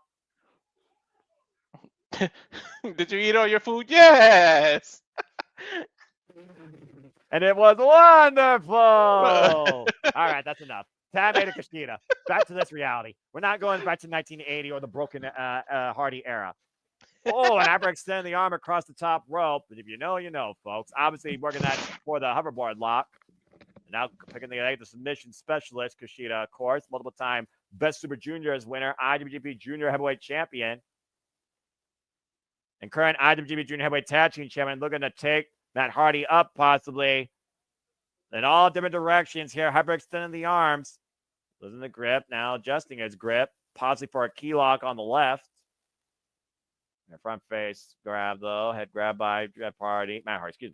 Maybe look for a stunner. Counter escape. Reverse the pressure. And hyperextending Kushida's left arm. Look at delete. The chances of the hoverboard lock. Tab made to Jeff. In comes the Charismatic Enigma off the second rope. Oh! Drops the elbow across the elbow joint of Kushida's left arm. Jeff Hardy right now. Tag made Ace Austin. So far, the Hardys and Ace Austin have been working very well together. And look at Ace Austin here with a call back to the Hardys. And a kick to the arm, actually. His own twist on that. Taking him up and over. Right now, Kushida trapped. The modified arm bar. Ace Austin, though, has got to be aware of the danger of Kushida. If he grabs your arm, though, push up the rails. The counter roll denied. Ace Austin sits underneath. Now Austin, sidestep. And Kushida up and over. Sunset flip. Kushida roll through. Drop kick! Right in the face. Uh-oh. There we go. Hey, I just got the drop kick. Yes. Yeah, I think we're about to get the original bro. Oh, I guess. Look at Kushida. The way he's catering it. Right? And a tag made to Matt Riddle. Jumped over Matt the Riddle rope. for the first time ever in a TNA ring. Whoa, 2024. Yeah, not for the, about to say, not on 420. And again, just staring at the Hardys with that gut wrench throw. Here's the cover. Hook of the far leg. It's a 1 count. Uh-oh. Hold on. What's up? Fisherman suplex bridge. Cover. And a 2 count. Tag made to Zachary Wentz. And right now, Snapmare. And Zachary Wentz back in the fray. PK to Ace Austin. And Riddle with the set on the knees. And Austin, great awareness, though. Kick right to the spine of Zachary Wentz. And Matt Riddle set up and over to the floor. Ace Austin making the tag to Jeff Hardy. Noah, can you hear me? Yeah. Okay, because my headphone just went beep, beep, beep, beep, beep, and disconnected. Oh, that must be low battery. It must be wireless. Yeah, that'll do it. That's funny. It's on the charger. Thank goodness these headphones charge pretty fast. So all right, that's cool. Hard Irish whip. Of course, we have 2 matches left. TNA Knockouts World Championship, 2 out of 3 falls, and of course the TNA World Championship is all that's left. And this very good card. Again, TNA always knows how to do a show quite perfectly, nearly. Drop kick, gets the cover. Hook a leg, gets a 2 count. They really know how. The TNA and Bloodsport really know how to pace an event. Yeah, no shit. No, but Bloodsport really, man. They don't do 250 pointless. They don't do 250 pointless advertisement for bullshit no one gives 2 yin-yangs about and undermine professional wrestling, and they don't overwhelm you with too much professional wrestling, where a couple of matches might as well be on the countdown versus someone else on the countdown that should be on Collision and vice versa. Yep, and Bloodsport's flow is just, I love it. Well, again, that's your world. My world is professional wrestling, damn it. Japanese professional wrestling preferably, but TNA probably top domestically. And again, elbow strike to the side of the head. Zachary Wentz German face first. Now Matt Hardy looking to delete Zachary Wentz across the top turnbuckle and the middle turnbuckle and the bottom turnbuckle. There's the bottom. Trying to delete him at turning point. Delete. Did you say delete or delete or yeet? Delete. I probably added a D on yeet. What the hell, dude? War Games ain't till tomorrow. That doesn't make sense. Uh-oh. It's a catapult. Point in the Hardy's career. All right, a catapult up in the second rope. Here's a cover by Matt Hardy as Wentz grabs the bottom rope. Yeah, way too close to the ropes there, buddy. Good face first, top turnbuckle. Tad made to Ace Austin here. Now, a little hope of attack so far. Second Wentz in dangerous territory as the Hardys and Ace Austin have cut the ring in half. Spine and a chin lock applied. I know that was North Carolina, and I'm in South Carolina, but I felt that knee to the back, man. Yeah, I can imagine that went up your spine the wrong way. Ace Austin driven into the corner again, now trying to fight back. Oh, good grief. The freaking Whoa, way to get out of the corner, though. a smart move there. Trying to make a tag, and there's the tag to Matt Riddle, bro. Blocks the kick, and Matt Riddle slips up from underneath. Overhead Pele. The athleticism of Matt Riddle, seriously. Bang! Ripcord knee. Right to Matt Hardy's draw line. And again, Riddle right now, the original bro. Now fighting 2-on-1. Jumping elbow strike to Ace Austin. Beautiful overhead throw. Out of the corner, and once again goes for the senton. Gets all of it this time. Follow up PK and an inevitable one. Ouch. Now I'm picking him up Riddle for right now. powerbomb? Possibly. Ace Austin hoisted up high. Good grief. Powerbomb knee combination. That's effective. Yeah, almost Ushigoroshi of his modified sorts. I thought he was going to hold on to get two power bombs Brock Lesnar Next. style. And tag made to Kushida now. Kushida is legal with Ace Austin. Once again, going after that arm. They got Kushida, who's been a standout veteran of this company the last couple of years, tagging alongside the Motor City Machine Guns, of course, as part of Time Machine. And, of course, been trailblazing New Japan Pro Wrestling with Kevin Knight as the Intergalactic Jet Setters, recently regaining the IWGP Junior Heavyweight Tag Team Championships from the Bullet Club War Dogs. Damn it, Impact Plus, stop buffering. And Ace Austin right now, the World of Trouble tag made again, Kushida. Ouch. Smart move by Kushida here. Yeah, again, the TNA Plus is what it is with this app. This app still sucks. Hyperextending. Oh, and an elbow to the spine, and Kushida didn't like that. There's a kick to the hamstring, and once again, Kushida right now trying to turn up the offense here. Oh, both men me with a high kick and both men down. Both men had the same idea. Yeah, great minds, painful alike. Good grief. Yeah, we said that to his name, and she appears in the chat. How ironic. Please follow the two folks, of course, when it's wrestling time, and she will surely do a review on Turning Point. Whether or not part of it depends on the timing, but always happy to support you, pal. No love for life. Man, Jeff Hardy in the ring now, taking down Zachary Wentz. Back elbow strike. Manhattan drop, even though they're not Manhattan. Uh-oh. And the double leg drop across the torso of Wentz. A full drop kick. Yeah. Classic Jeff Hardy running an elbow strike. Cover, hook on the far leg, gets a 2 count. Okay, now we're perfectly in sync because I went a little ahead of you after I buffered. This plus is weird. Well, again, it is what it is when it comes to streaming service. I guess we're going to get a little twist of fate here, maybe. Possibly, but again, Wentz, though, countering. Rising knee strike, didn't get all, but got enough of it, though. Tammy to Kushida. That was a high knee, not named Matt Riddle. And Kushida right now going in. Zachary Wentz going in. Jeff Hardy fending off both men. Now Jeff Hardy looking for the step up. Here. Got the whisper and the win here point. Caught both men flush, but I think Wentz is the legal man, no? I believe Wentz is right now. Or, no, I think Kushida was. And Jeff Hardy again looking to make the tag. A little poetry in motion coming. Again, vintage Hardys. I mean, the Hardys are going to pull out the playbook. We know that for a fact. I like the splash better than the cross leg for Jeff, for his body at least. Yeah, well, it's one of those things also where now it's just breaking down. And meanwhile, Jeff Hardy, side effects! Well, it's a Tonga punch by Kushida drops Matt. Down goes Kushida off that reverse kick. Good grief. Jesus, what is this? Every time we catch up, it goes out of sync. I just got the side effect. It's all good. Everybody down once again as the Hardys are looking to fight back in this. And a mule kick. Crowd change, this is awesome. I agree. And Matt Riddle and Jeff Hardy face to face. Now tell me this doesn't make sense. Please keep these two away from each other backstage. Just please. Right? Thank you, Walter.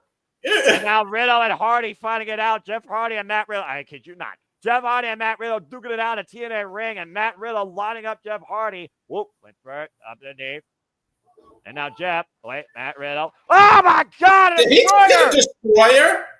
Yes, he did. Jeff Hardy with a destroyer of Matt Riddle. I don't know. I got 3 words for Jeff if he sees Riddle backstage. Just say no. Shout out to Petey Williams, who of course made the Canadian Destroyer famous in TNA. And the referee trying to regain some sort of control. Good luck with that. That's why at this point I just call it the Destroyer because he was the originator from Canada that did it. So I just call it the Destroyer at this point. Oh, Canada. Yeah, that you know what? That's absolutely fair. Oh my gosh, I cannot believe I just saw that. When was the last time Jeff Hardy ever did a Destroyer? I don't think I've ever seen him hit that. Well, right now we know we've hit this before. Kushida isolated by Matt Hardy and Jeff Hardy going up where he's most comfortable in the corner. Swanton bomb! Cover! Hardy's an ace with the win. Damn, that was ridiculous. Jesus. Go live, buddy. Absolute wild six-man offense here with the Hardys and Ace Austin getting the win in the end over Kushida, Zachary Wentz, and Matt Riddle. A hell of a matchup here. I'm just getting the celebration now.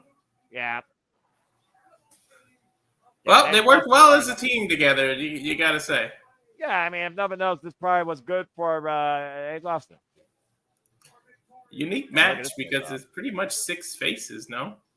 Pretty much. I mean, and again, it's one of those things also where you just demonstrate a love of professional wrestling. It's great six-man tag team action.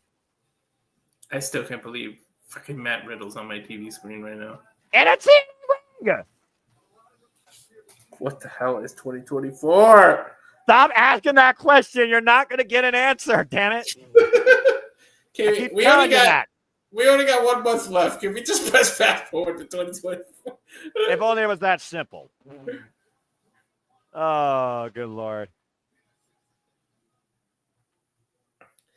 I think the fun is over, though, Noah, based on what we're going to see right now.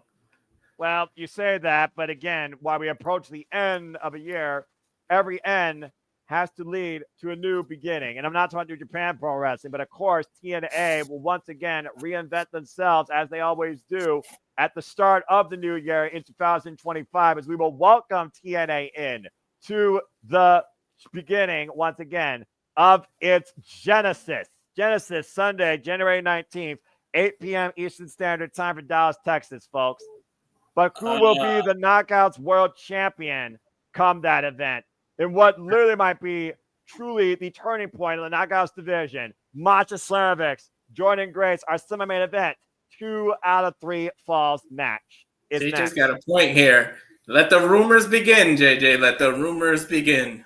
Let's go ahead and look at the tail of the tape here for these two incredible female athletes, Walter. You see Jordynne Grace at the height advantage. Of course, Masha regained the Knockouts World Championship at Bound for Glory as the 3-time TNA Knockouts World Tag Team Champion. While Jordynne Grace, of course, has had a hell of a 2024. Jordynne Grace with the Shades of Samoa and Juggernaut Driver, while Masha has the Snowplow and the Package Pile Driver. And she can pull some submissions off, too. Let's find out who deserves to be called the face of TNA. It's the Knockouts World Championship on the line. We have at least 2 falls. First person to get 2 wins.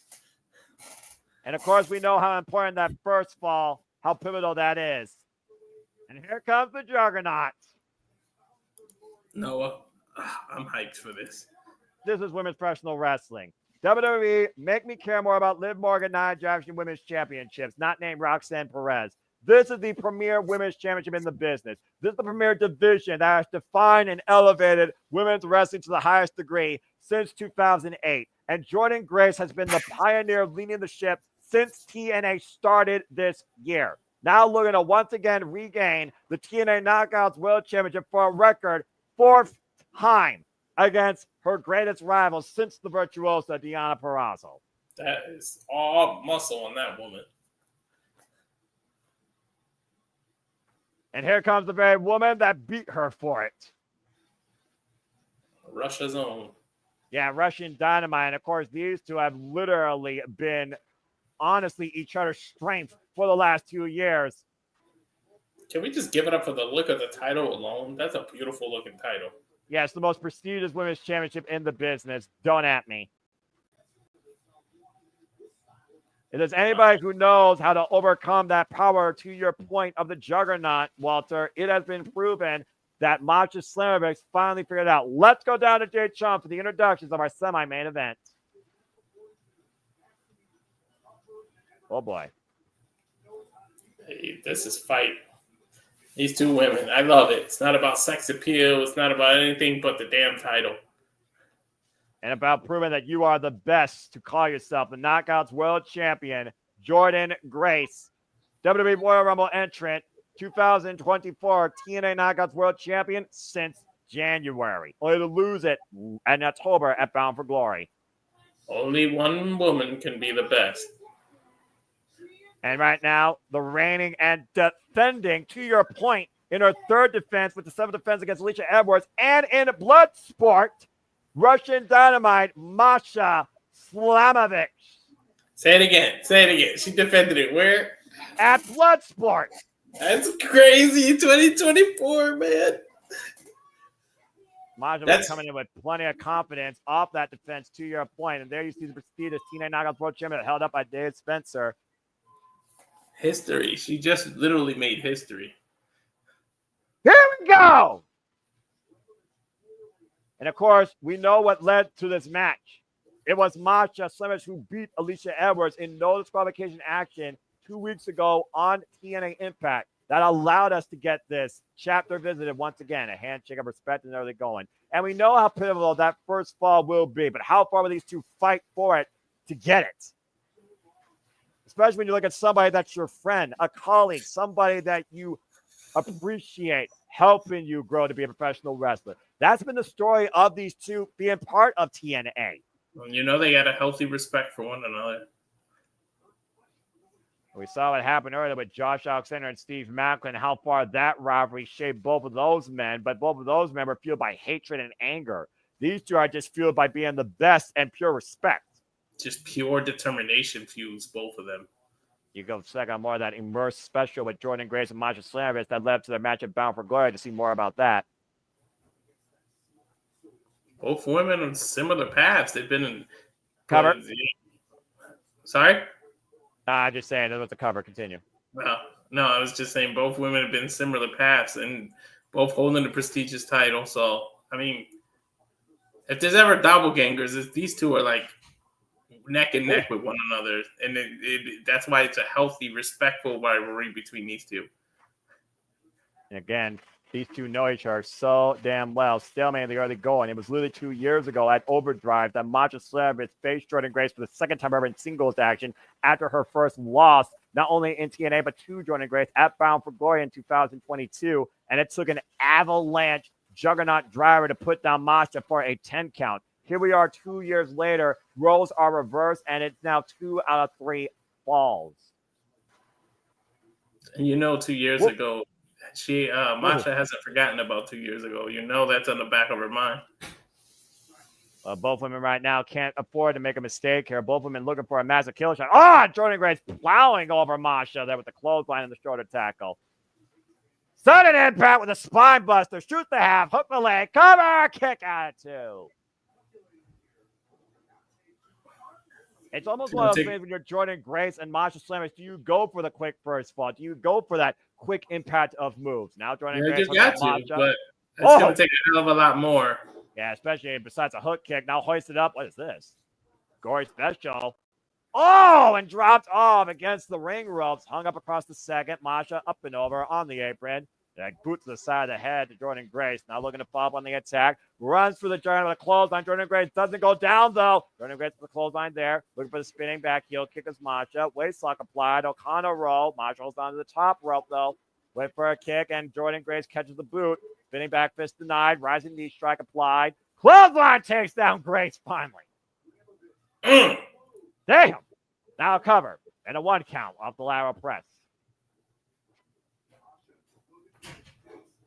Again, you throw all of that high-velocity offense and only get a 1 count. How frustrating is that so far here? And Masha right now just dragging Jordynne Grace by her hair with these snapmares. It's frustrating, but you got to remember, it isn't just one fall. There's 3 total falls. All you got to do is you can't let it all get to you, especially on the first fall. Taking things to the outside now are both champion and challenger. Masha Slamovich throwing cards to the win with a tornado through the ropes, finally dropping Jordynne Grace on the floor. And it's one of those things where I think you're going to have to take risk here, but counter disqualifications do apply here as well when it comes to decision. Again, you have to take risks because, like you said, these two women know each other so well. They probably know what the other one is going to do before the person knows themselves. And right now, Masha hoisted up back inside the ring, though. Sweeps the leg out from Jordynne Grace, gives her a hard seat on the apron, and fall up PK! Champion continues to mount the offense against the challenger here, not going for a decision right now. Masha, you see the confidence that grows with finally overcoming your greatest foe and holding the championship, but is the pressure going to be too much for Masha to overcome tonight? And look at that pile driver, package pile driver attempt on the apron. Meanwhile, Jordynne Grace holding up Masha up in the shoulders. Double strikes, though, rocking the juggernaut. Only to find out. Dueling chants for the TNA faithful here. Let's go, Jordynne. Let's go, Masha. Many people are already saying Jordynne Grace is on her way to a bigger stage. Hopefully not, reduced to mid-card, since we got mid-card championships and women's divisions. That don't matter. Oh! Nice kick to the midsection, though, by Masha Slamovich here. Again, knocking the wind out of Jordynne Grace. And a side boot to the head. Oh, went for that big kick. Oh, man! Spinning back fist. Rocks Masha to a knee. Uh-oh. Oh, wait, what's Grace figuring here? Oh, dear God. No. Oh, God! Package pile driver on the apron. Huge impact, pun intended. Definitely get some damage, and honestly, I wonder if Jordynne Grace would just go for a count out here. I mean, you gotta do something on your first fall there. Well, you would think there would be something done, but again, that's still very young in this bout. To your point, no decisions rendered. Jordynne Grace right now has to literally hoist Masha up. That is dead weight on the outside. It's Jordynne Grace finally brings Masha inside, damaging offense. Devastating move on the apron here. And Masha, though, great awareness by the champion, rolling to the outside, not letting Jordynne Grace go for a cover. Smart. You almost wonder. I don't think either one of them would take a count out, even though they got multiple. I don't think they have too much respect for the division and the title, and for one another to just take it via count out. Yeah, massive right hand by Jordynne Grace, who defended that TNA Knockouts World Championship in NXT, in Australia, against all comers, in Japan. Masha Slamovich, though, who, of course, is still fighting Stephen Mike for the most bookings this year, who will be involved in all the events this Wrestlecade weekend. And both women, don't take the clothesline. Another kick to the midsection, spinning Soulbot, and Masha, front face lock to Jordynne Grace, looking to hook her up, possibly a snowplow on the outside. Jordynne Grace overcoming the champion. Masha fighting back, though. Both these women trying for position. What in the hell? Back and forth we go, and Masha, Hitsuganaki bastard driver on the floor to Jordynne Grace. Again, there's no mat out there, no. And again, a pile driver on the floor, and that is a very thin layer of carpet in that convention center. You see Masha favoring the right knee, and double countout means nothing here. Well, the referee came out to check on them, so I don't know that there's a count.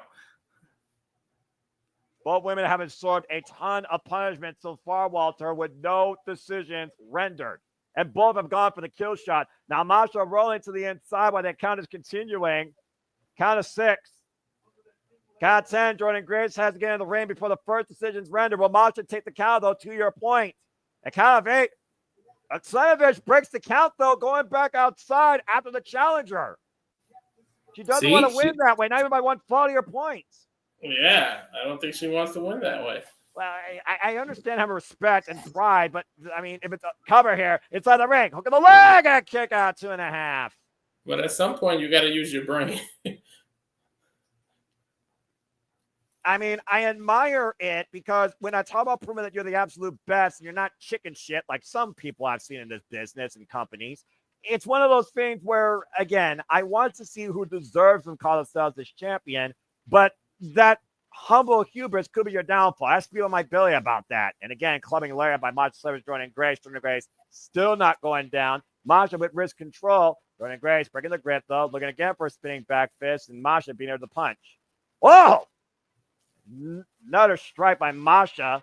Those lethal legs of Masha Slamovich. Whoa! And man, this is a hard-hitting match here. And both these women right now are testing their fighting spirit. Scoop slam kick, scoop slam kick. Grace asking Masha to come back up. Going for another kick. Blossom this time. Pours it up again. Masha out the back door, though. Combination offense here by Slamovich, rocking Grace to a knee. And another buzzsaw kick. The back of the head. Shout out to Jury. Looking for that package pile driver here. But Jordynne Grace, though, countering. What the hell is she looking for here? Oh, boy. For the first four, nearly got it. Golly, how many times can you plant your opponent just to try and get a damn three? Slamovich definitely was planted. Yeah, emphatically. Planted! And somehow we still have no decisions rendered. That's the thing. We're going through this, and it's still the first ball. Almost looked like she was going for like an air raid crash almost if she couldn't hit the package pile driver of sorts. Either way, she dropped Masha hard, and Jordynne Grace regained control. Big shot out of the corner. Big forearm. Ah! Oh, damn. That elbow was bad. And right now, I might be looking to hook her up for a muscle buster. Masha out the back door, though. Maybe backslide. Oh, no, if she hit that muscle buster, that definitely would have been the first fall. And look at what Masha's doing. Driving Jordynne Grace, torso and face first in the turnbuckles, but Jordynne Grace reversing. Now driving Slamovich's core first into the turnbuckles. You might have to use the turnbuckle as momentum to flip over your opponent and cover them. And to your point, backslide, roll through. Bang! What a knee strike by Masha.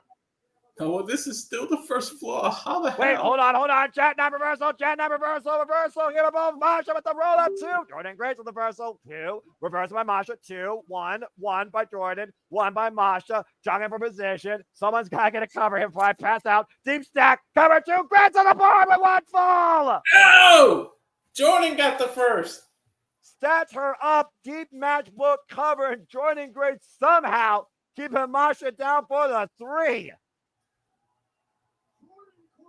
Jordynne Grace is up 1-0. I think Masha's more shocked than I am. You see that look on her face? Yeah, I mean, she got caught. It was a counter pin exchange, and the high stack by Jordynne Grace allowed her to get the first fall. Whatever it takes, huh? Now Masha has to win out 2 straight falls against her greatest rival to hold on to the Knockouts World Championship. And that's way easier said than it is done. And while Jordynne Grace looking to make history to capture her 4th TNA Knockouts World Championship, Masha right now fully on the offense here.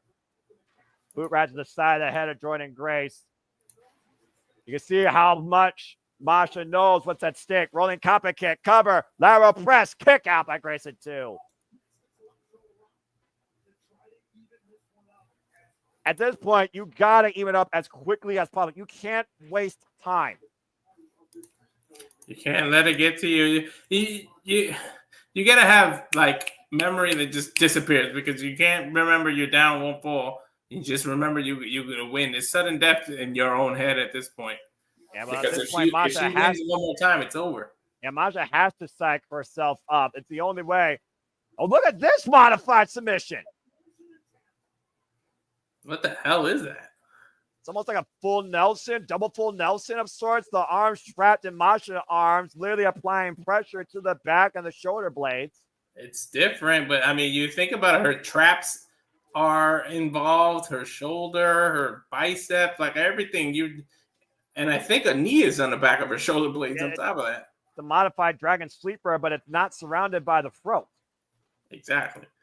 And snapmare, though, Jordynne Grace able to scout it, though. Now full Nelson master lock applied by Jordynne Grace with great ferocity. And she's got that cinched in deep. Applying that pressure now to the head and shoulders of Masha Slamovich. And the knuckles are fully locked in place, Walter. Yeah. And very rarely have we seen people escape this hold. And of course, we talk about the potential injuries here.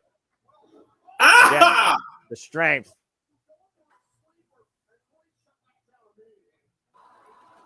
Again, a kick out by Masha at 2. Because again, to your point, if Masha gets caught again, she loses the TNA Knockouts World Championship. Yeah. At this point, it's sudden death from Masha on Masha's standpoint. Jordynne can afford one. Not that you want one, but at least she can actually afford one. And Clemens shots to the back in front of Masha. Masha taking down again. Jordynne Grace in the cover. Hook on the leg and gets a 2 count again. My goodness. That short arm, short clothesline there. Yeah, what the hell is Jordynne looking for here? Again, you talk about how well these two know each other. They might have to dig into other people's arsenals just to beat one another. And Masha counting Jordynne. Jordynne counting Masha. Masha up in the electric chair position. And again, Masha able to escape out of the back. Oh, look at this. Reversal. Roll through. Deep hook. Both legs. 2 count. Double stop. Follow up escape. Hook up with a single leg too. And Grace comes out again. Trying to get herself a fall any way possible. Now going for the rear naked choke. Sleeper hold. But think about the exertion it takes to continuously kick out. That's wearing down Jordynne. The effort it takes to each time you have to kick out. And this is what Jordynne Grace's trying to avoid for the duration of this match. Trapped in the clutches of Masha Slamovich in the sleeper hold. Body grapevine. Rolling through, though. Still trying to fight back again. How much has been taken out of the challenger versus the champion? And Masha right now, back by a drop by Jordynne Grace, though. She abandoned the sleeper to go for a powerbomb, but Jordynne able to reverse it. Standing switch reversal. Both women have been looking for that pile driver, too. Let's not forget, both women have a pile driver in their arsenal. Oh, up and over. Jordynne Grace once again catching Masha, turning her around up in the vertebreaker. Oh, dear. Oh, God! Slamovich split cover to win the title kick at 2.5. Damn, she got all that vertebreaker, too, Noah. So damn close for Jordynne Grace. She could sense it. Masha just made history, and now Jordynne looking to make history again, being the only 4-time Impact champion. And again, this 2 out of 3 falls, folks. It is 2 out of 3 falls. You're just tuning in. Jordynne Grace with the first fall. Masha has to go 2 in a row to retain the title. Oh, hold on. Now, Jordynne Grace might be looking for the juggernaut driver, that pump handle driver. Masha finding back, though. And Slamovich knows the danger of that. Up and around again. Got hooked. Throwing up the ropes, though. Box the boot. Oh! Kick right to the side of the head. And Slamovich looking to pop again up the second rope. Whoa! And tornado DDT rolls through. The guillotine. She's kind of close to the ropes, though. And what's Grace going to do, though, again, she was just dropped on her head and neck. Does she tap out just to relieve the pressure because she knows she has another fall in the bag? She might pass out. She might pass out, Walter. She might pass out. But before the third time, and now Jordynne Grace finding back, though, because, again, if Grace doesn't fall third time, Masha would be tied. The strength of the juggernaut is unmatched. That guillotine is on tight, too, Noah. Oh! Well, was on tight. World's strongest slam. Vader bomb by Jordynne Grace. Follow-up. Going for the juggernaut driver. Reversal by Masha. Zach Kratos. One back and 2. Masha ties it up. She got it. Woo! That's what you need. Surprise pinfalls and quick things to tie it up. Incredible counter awareness by Masha Slamovich. Countering the juggernaut driver inside Chris Pack. We are tied up here. Sudden death territory. And Jordynne Grace, frustration might be coming out of both these competitors here. Frustration, desperation, representation to be declared the best in the TNA Knockouts division. Uh-oh. Was that Rosemary? Yes, it was. And to your point, we are definitely getting sudden death now. Again, the TNA Knockouts World Championship hangs in the balance. I mean, there's monitors in the back. Does Rosemary really need this close of a look? Well, they have to stay focused on each other. They can't stay focus. They can't worry about the woman in the shadows. And right now, both these women are meeting in the middle after we got a little bit of a reprieve and a reset, and they're just teeing off against each other. Well, if Wendy 2 was going to come out, this is her best chance. Okay, I'm just going to say it for now. Everyone shut up about Wendy Chu. She's asleep. She's stuck in a nightmare, all right? She's gone. Get over it. She got buried 6 feet under by Tim Paxley. Oh, I've said her name 3 times. Kick. You know what happens. Screw that. She's not being just cover. Roll up. Backslide counter. And the strength again of these two women. I don't give a damn about Wendy Chu right now, all right? She's stuck in freaking Darklands. Who cares? Roll through. Pick up the ankle right now. Up kick by Masha. Jordynne Grace looking for sliding lariat. Masha countered, though. Crucifix denied. Caught her with a kick to the side of the head. I thought she was bang! Thought she was looking for a half grab, but she kind of just let it go. And knee strike side out. Oh! Sit out power bomb. Deadlift. I was just going to say she deadlifted it, too. The package power driver finally connects. Falls in the cover. Got it. Masha Slamovich retains. And a hell of a hard-fought defense. And she could very well be looking at her next opponent there, Noah. Yeah, hard-fought in quotations, Walter. That's a hell of an end game for these two juggernauts of the business. I guess we could finally put this. You talked about going to sleep. I guess this rivalry gets put to bed, right? I mean, after a fight like that, how do you not respect one another? And how can Jordynne Grace not feel like saying that that Knockouts division is safe with Masha Slamovich at the helm? That's a hell of a way to win at 2 out of 3 falls. Back-to-back, might I add. Pinfall decisions on your greatest rival. She needed to do it back-to-back, and she did. I cannot get over what I just saw there. That's women's professional wrestling. Damn it! That's one of my top 3 women's matches this year from the freaking Western Front. That was tremendous. Yep.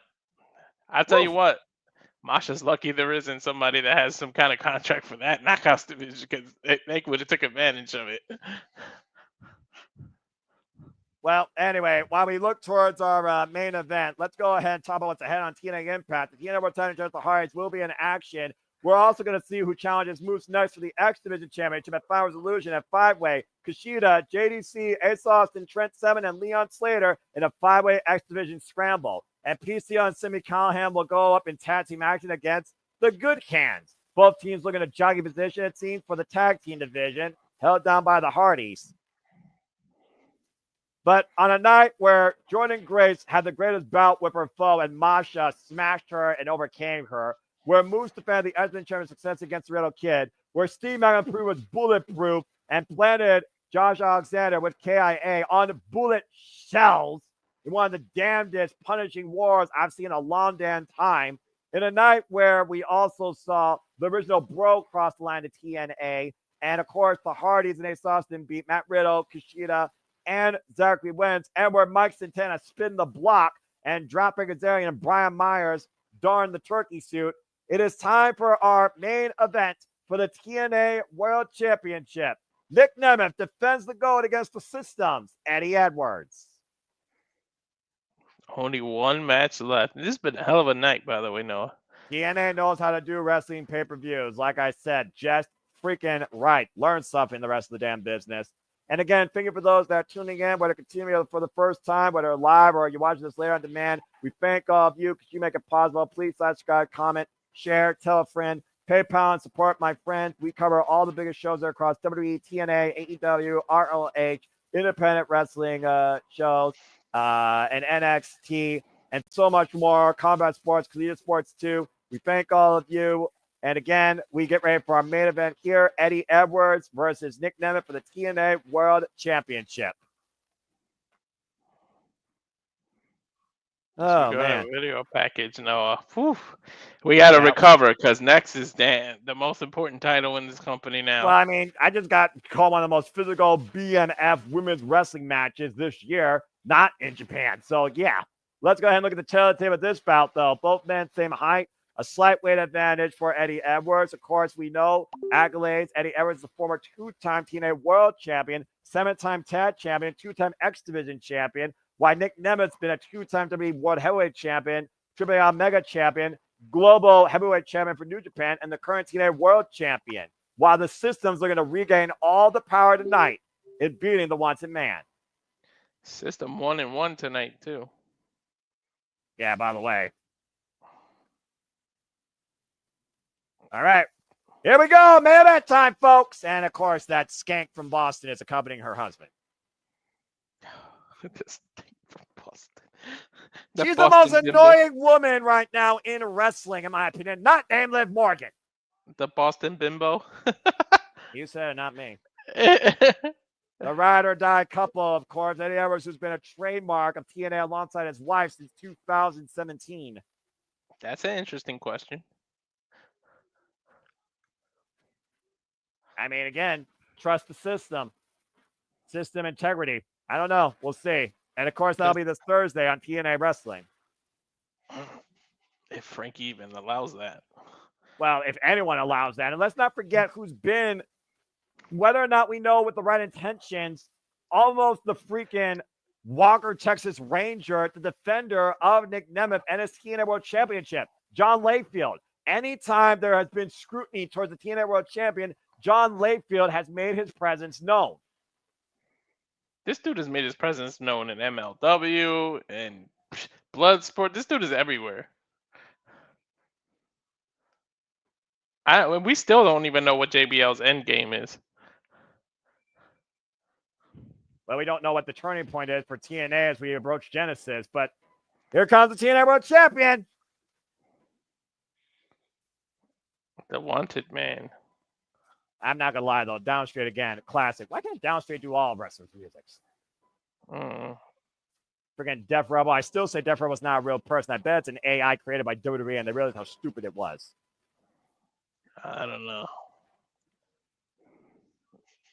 And again, Nick Nemeth, of course, he has been the definition, Walter, of a fighting champion. And he's been that ever since winning that title at Slammiversary. You said it earlier. He overcame an Iron Man match with Josh Alexander. He overcame a war with Moose.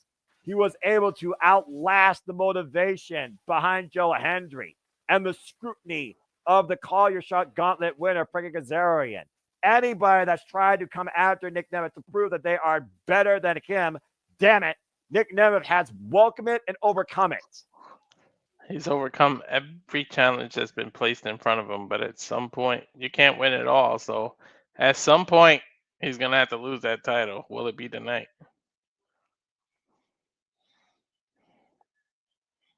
And, of course, Eddie Edwards was able to pin the Wanted Man Nick Nemeth in tag team action based on one miscommunication between Nick Nemeth and Joe Hendry. And if it wasn't for Santina Morella saying Joe Hendry has to work his way back to the top, we very well could have had that rematch tonight from Bound for Glory.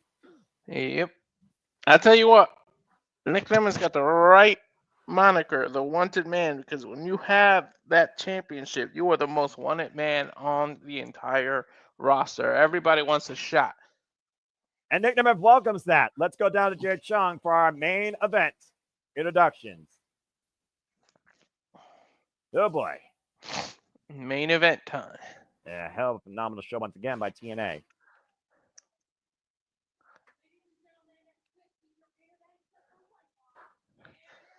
Main event. One fall. To the finish. TNA World Championship on the line. Well, Boston sucks. Hey. The ride or die couple looking to become a 3-time TNA World Champion. Eddie Edwards of the system. Yeah, we'll see. I wouldn't mind John Layfield taking Alicia Edwards' head off, just saying. The only way to break the system's tie now, they're 1-1, is Eddie Edwards has to overcome. Ohio represent, Cleveland represented better by Nick Nemeth than Logan Paul.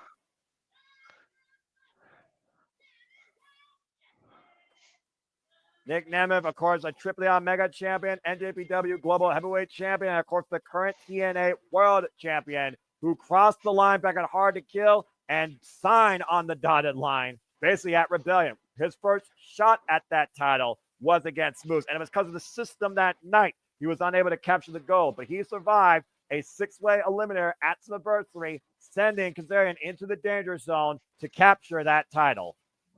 Championship on the line. Here we go. Nick Nemeth in one corner. Eddie Edwards in the other main event for the TNA Championship. Bell rings, and here we go. The TNA World Championship, and rightfully so, in the main event of a tremendous show, once again by TNA Wrestling, a turning point in this company. And of course, Eddie Edwards, for all the crap I give him about representing the system, he has also had his fair share of incredible matches and accolades, also being his own face of TNA. Let's not forget, Eddie Edwards went one-on-one at one point with Will Ospreay. Mm-hmm. So we know how battle tested and determined both these men are to prove what they're worth in that ring. Well, he's not a two-time TNA championship for nothing. Champion. And of course, we haven't really agreed with what the system has been doing as of late, this era of TNA, but they've definitely represented what it means to be in TNA when it comes to being the absolute best, whether by hook or by crook. Of course, the system has had a stranglehold on the TNA Tag Team Championship, particularly when it comes to Eddie Edwards and Brian Myers, 2 times over. Every time you count the system out, they just find a way to win. So that's the problem here. We'll see how well the system works here in our main event with these two cover.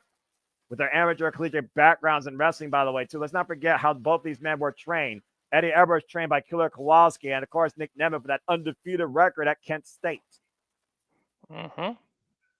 Killer Kowalski, the same man that trained Triple H. Again, I still have to wonder why the hell was John Layfield seemingly coming out in that exclusive from the system's locker room? Was it a warning or was it a negotiation? Who knows? Now, I wonder, again, if that's on Nick Nemeth's mind or Eddie Edwards' mind. I mean, Nick Nemeth still is confused while John Layfield has been basically in his business and why he took out his brother, Ryan Nemeth, at Bound for Glory. I was going to say, he even attacked his brother, yep. So clearly there's not, a common allegiance with the Nemeths there and John Layfield. So there's a disconnection there somewhere outside the family. Side headlock being applied now by Nick Nemeth to Eddie Edwards. Of course, title had a chance to be a pinfall submission to inside the ring. Counter disqualification means nothing. Nada. Oof. Nice drop Toho by Nick Nemeth, though. And a roll up, hook of the near leg. Gets a 2 count, barely. That was a nice pinning combination.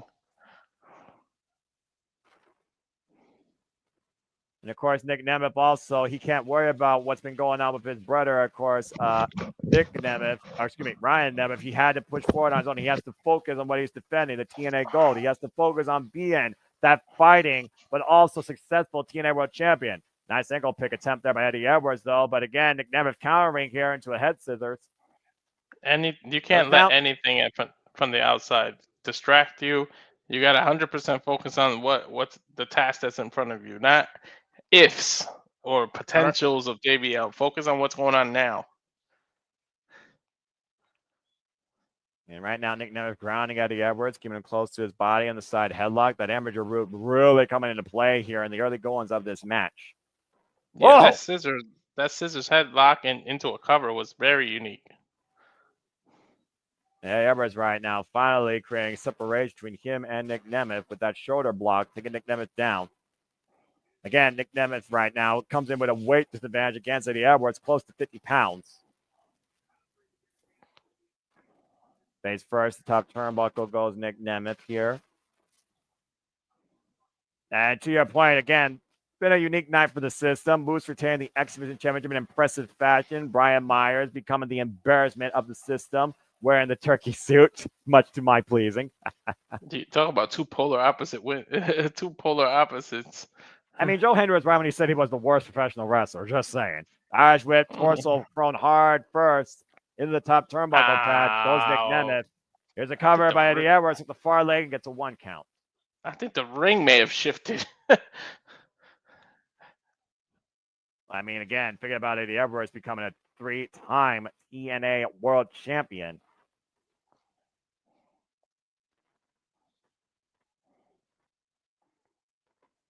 Think about the confidence, the boost it'll give the system as an entire group. Or will jealousy wreak his ugly head in the group if it's Eddie holding the title? They're so used to it being Moose being the man. And there's the Jezebel. Yeah, well, Jezebel's too kind of a comment. I think I liked your original statement earlier. Of course, we talk about TNA World Champions, the kiss to the TNA World Championship, a very small class of people have held that title 3 times. The almighty Bobby Lashley, Sting, Kurt Angle, Austin Aries, and Moose of the System. Because technically Moose was both TNA World Champion and Impact World Champion. Oh, hard Irish whip at the same time. There's a cover of Eddie Edwards, hit the far leg. It's a 2 count there of another hard Irish whip into the turnbuckle pads. Of course, Alicia Edwards was one half of the Knockouts Tag Team Champion. Seems to have a subtle common alliance with Tasha Steelz. Both women could be at the back of the line for all I care, though. Of course, she had a run with that. Who we just saw retain the women's championship. Her and Masha had those titles for a little bit.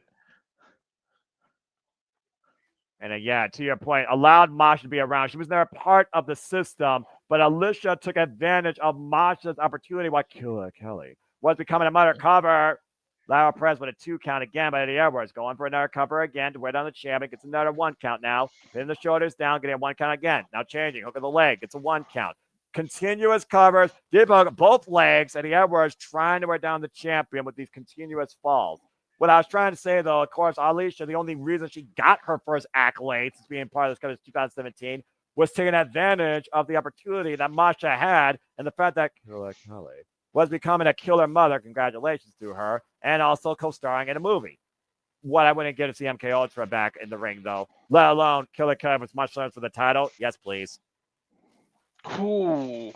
Imagine that next year.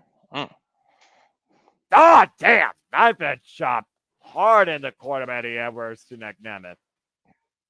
That might have been a 10th with that impact. I mean, Impact, the word of the night. Not Mark Briscoe, but that's definitely the word of the night. Another hard Irish whip, not going to win out of Nemeth, who lands on his feet, though.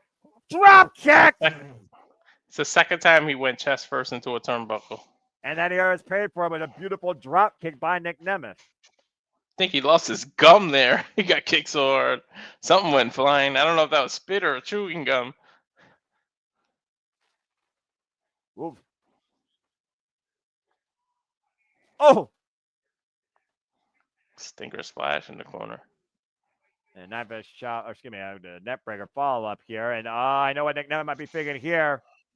Looking to drop those continuous elbows, pausing right in front of Alicia's wife. Please do so. Sending a message to the system and Alicia Edwards. And also his challenger, relentless revolutions off these elbow drops to the heart of Eddie Edwards. The cardio this man has to hit this. Right? No way. Mind you, he's not a spring chicken either. Looking to send that final jumping shot to the heart. Eddie Edwards rolls the outside, though. Veteran instincts, though. Now, again, it goes back to that savvy, dissecting, diabolical nature of the system. Win by any means necessary. And again, you could get disqualified out here, though. Both men need to be careful here. Eddie Edwards face first into the barricade as Nemeth creates separation. Countouts are in effect. Well, of course, that doesn't do anything for Eddie Edwards. He needs to be aware of that more than anybody because if it's a count out, Nemeth keeps the title. Up to 4. Oh, my gosh! The time period just got super kicked. That's shades of Shawn Michaels and Bret Hart when he kicked the time. It was cameraman, I think it was. Yeah, innocent bystander. Jay Chun checking on that timekeeper. That timekeeper got wiped out. Well, nobody's there to ring the bell now. He got his bell rung. Jay Chun might have to be paid double now to freaking ring the bell. That was a flush super kick to the timekeeper. Poor guy. And Eddie Edwards taking advantage of the entranceway, taking Nemeth down. The referee trying to restore some sort of control here. The referee's out there with him, so there's no count. And of course, Eddie Edwards very confident here. Whoa! Nemeth flies Edwards with the launching dive. What a splash against the apron, bringing Eddie Edwards back inside the ring. His spine hit the apron bad. Going up to the top rope is Nemeth. He's got Edwards down, got big plans on his mind. Massive elbow drop. Pulls in the cover. Kick out 2.5. Oof. Good grief. That is about as stiff of a shot you can give someone to the heart and not get a 3 count. That black heart, you might add. Yeah, well, it's still a heart that, beats just like the Walking Weapons heart was beating. And before I got dropped with ammunition from a freaking AK-47, thanks to Steve Maclin. What a KIA up the ropes through bullet shells. Talk about an emphatic ending. And there was the Boston Bimbo ring popping up again. Of course. Only way that Eddie Edwards could find some sort of reprieve or take advantage. I guess so. Whatever works, right? Yeah, I don't know. I've never got married. And I don't plan to. Soloist for life. Eddie Edwards right now taking advantage of Nick Nemeth. The front face lock. Of course, we know that Edwards loves to use that Boston knee party, that shining wizard of sorts that he loves to use. Edwards, though, record Laredo out of the corner, bringing him in. Lateral press into the cover. Lackadaisical by Eddie Edwards. Gets it to You read my mind. I was going to say lack of a cover. Lackadaisical there. You want to talk about pride and hubris. The system has that in spades.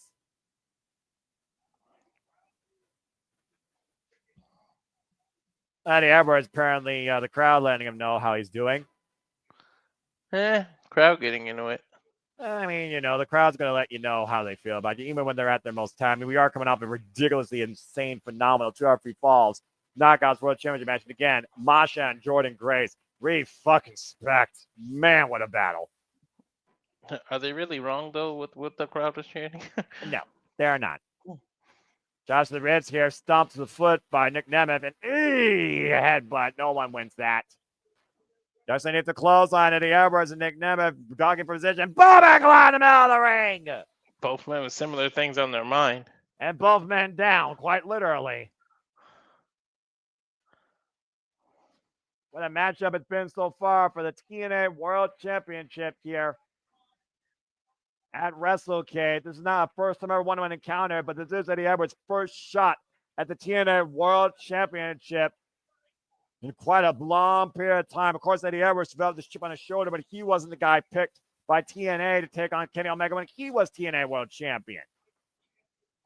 And that's really what caused Eddie Edwards to become part of the system and get that bad blood against TNA. The so-called trust he feels this company doesn't have.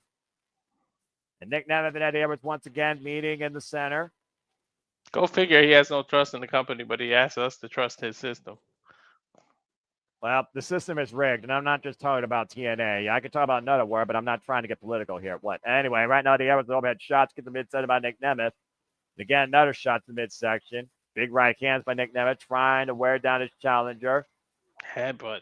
I don't think anybody wins when you can do a headbutt. Yeah, sometimes I understand using your head and figuring out. Again, Alicia Edwards, blatant interference referee. Eject that freaking. The referee, I think, caught her too. Back to Boston with you, bitch. Ejected.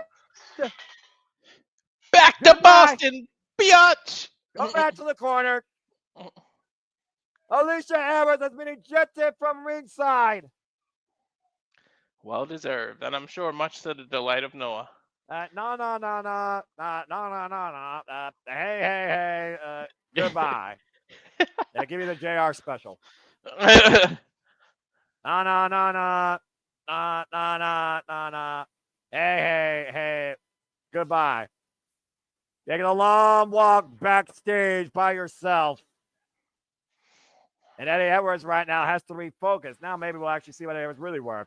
Big splash out, Nick Nemeth in the corner, mounting Eddie Edwards. Might be looking for 10 shots here. I think that was more than 10. Yeah, no kidding. Good grief. I lost count. High velocity.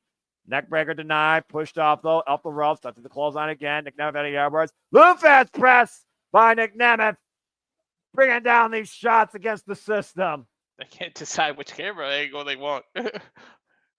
There's already 3 cameras in TNA. You know that. Get to the midsection. Nick Nemeth looking for the famous Sir Eddie Edwards, though. Boom! Thunder Bomb! Cover! 2! Go! Thunder Bomb! Just kidding, folks. You know that move never wins. Damn it, Walter! But honestly, in this case, I don't mind it being wrong. Eddie Edwards shutting down momentum of Nick Nemeth with the blue Thunder Bomb. Good grief.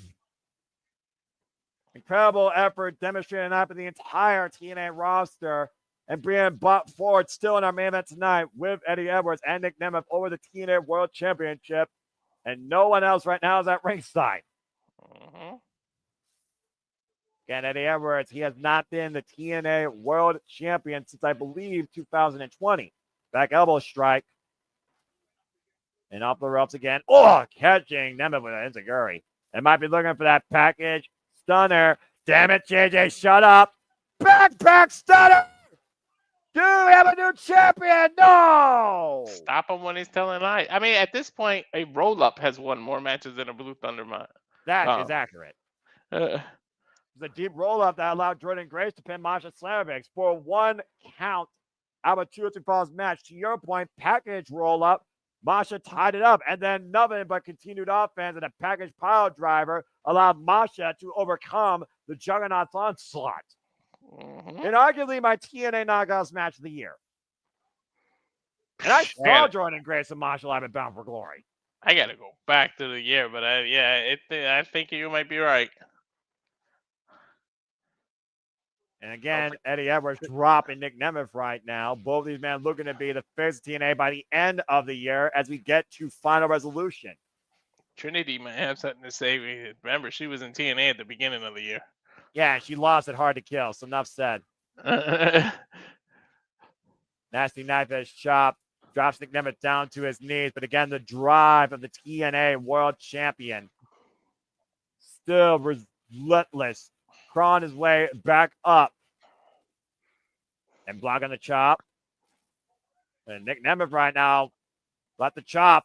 And again, just lining up Eddie Edwards. Look at this onslaught here by the champion. Oh, met with a back elbow strike. I think Nick caught his second win there. Oh, the famous sir! To your point. And again, somehow Eddie Edwards stays in this. About a 2.5. What's Alicia Edwards doing here?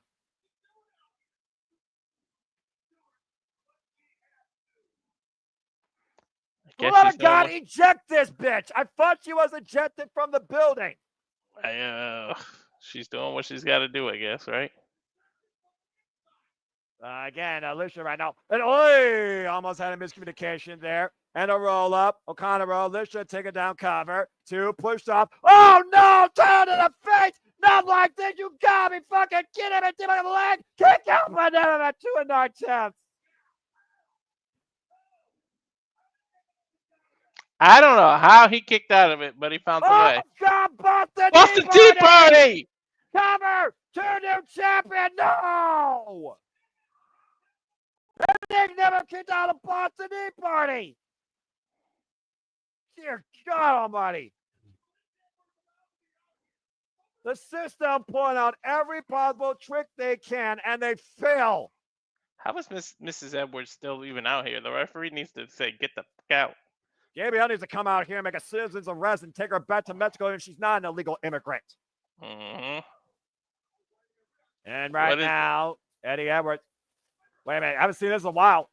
Looking for that driver. Wait a minute. Oh, into the danger zone. Danger zone. Trace the arm to retain the title. Kick out at 2 9/10 by Eddie Edwards. Eddie Edwards entered the danger zone and got out of it. Damn. I think even Edwards is freaking shocked.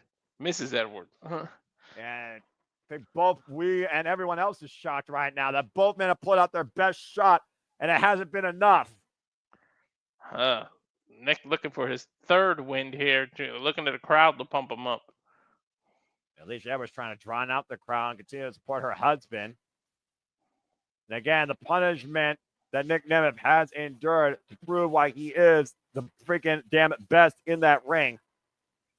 And both these men meet right now, both men on their feet. And the knife edge chop. Not only does he have to look over his shoulder for Whoa! Alicia Edwards, but, you know, the rest of the system is somewhere in this building. Not only that, we don't know if Frankie went home. And again, what a battle this has been right now. Nick Nemeth and Eddie Edwards driven up and over to the outside. This has been an absolute war. Wait a minute, Brian Myers. I just mentioned the rest of the system, and Turkey Guy is here. Yeah, despite his unfortunate circumstance. Turkey Tom showing off the ring here. Put that ring on his hand. What the hell is he thinking? The referee's conscious right now, right, Myers?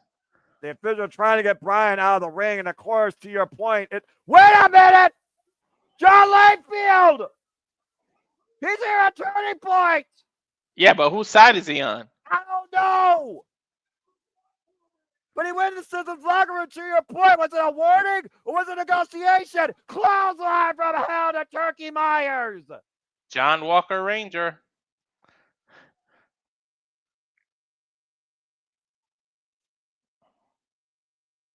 What the hell is happening?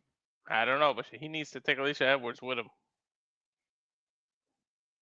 JBL once again neutralizing the system and backs up Nick Nemeth and is walking out of the impact zone. He might be the virus that destroys the system.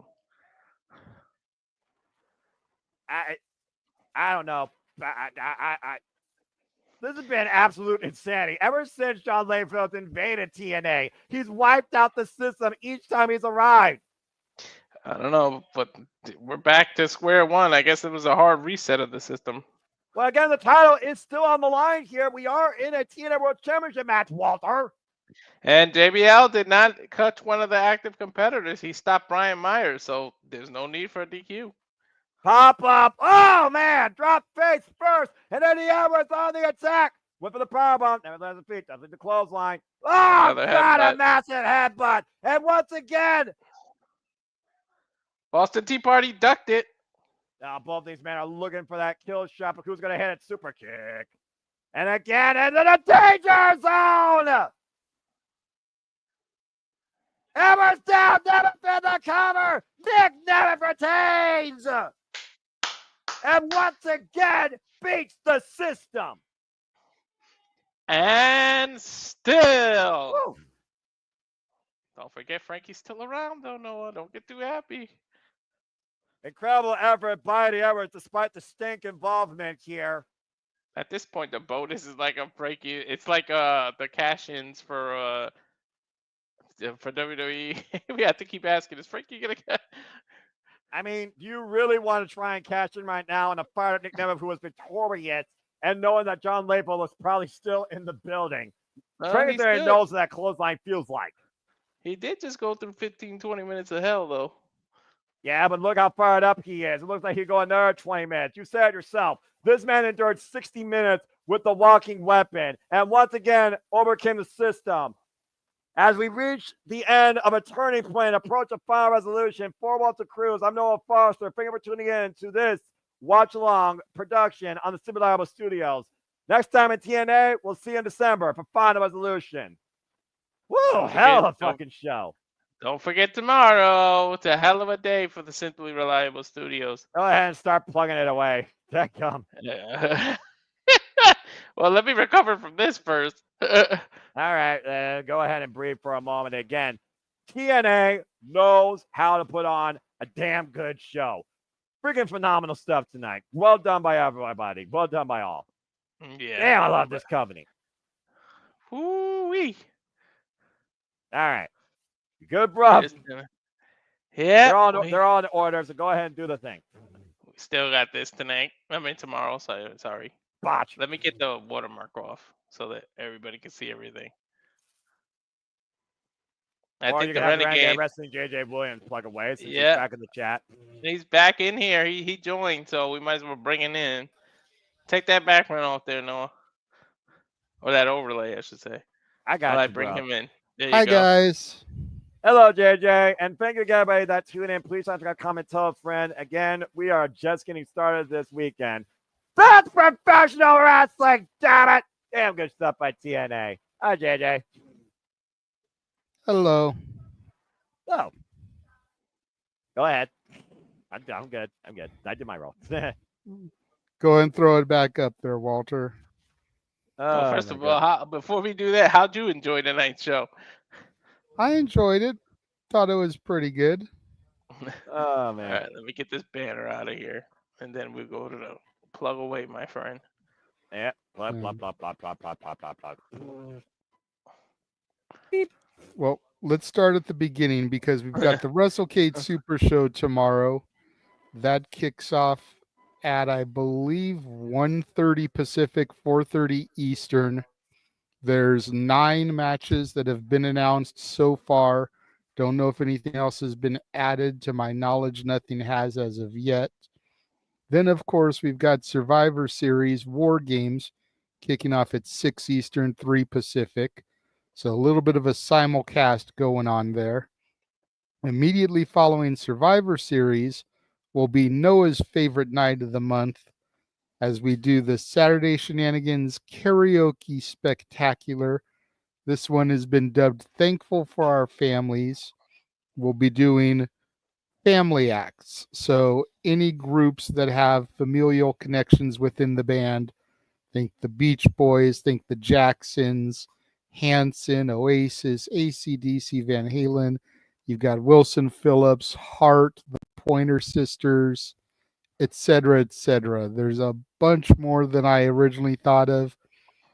Theme was suggested by my daughter's mom. And then comes Sunday, an early day, kind of like when we get the overseas shows, 9:30 Pacific in the morning, 12:30 in the afternoon Eastern Time. Ladies Night Out 14, already 15 matches signed for that show, all women's matches. 4 titles will be on the line, including a title versus title match.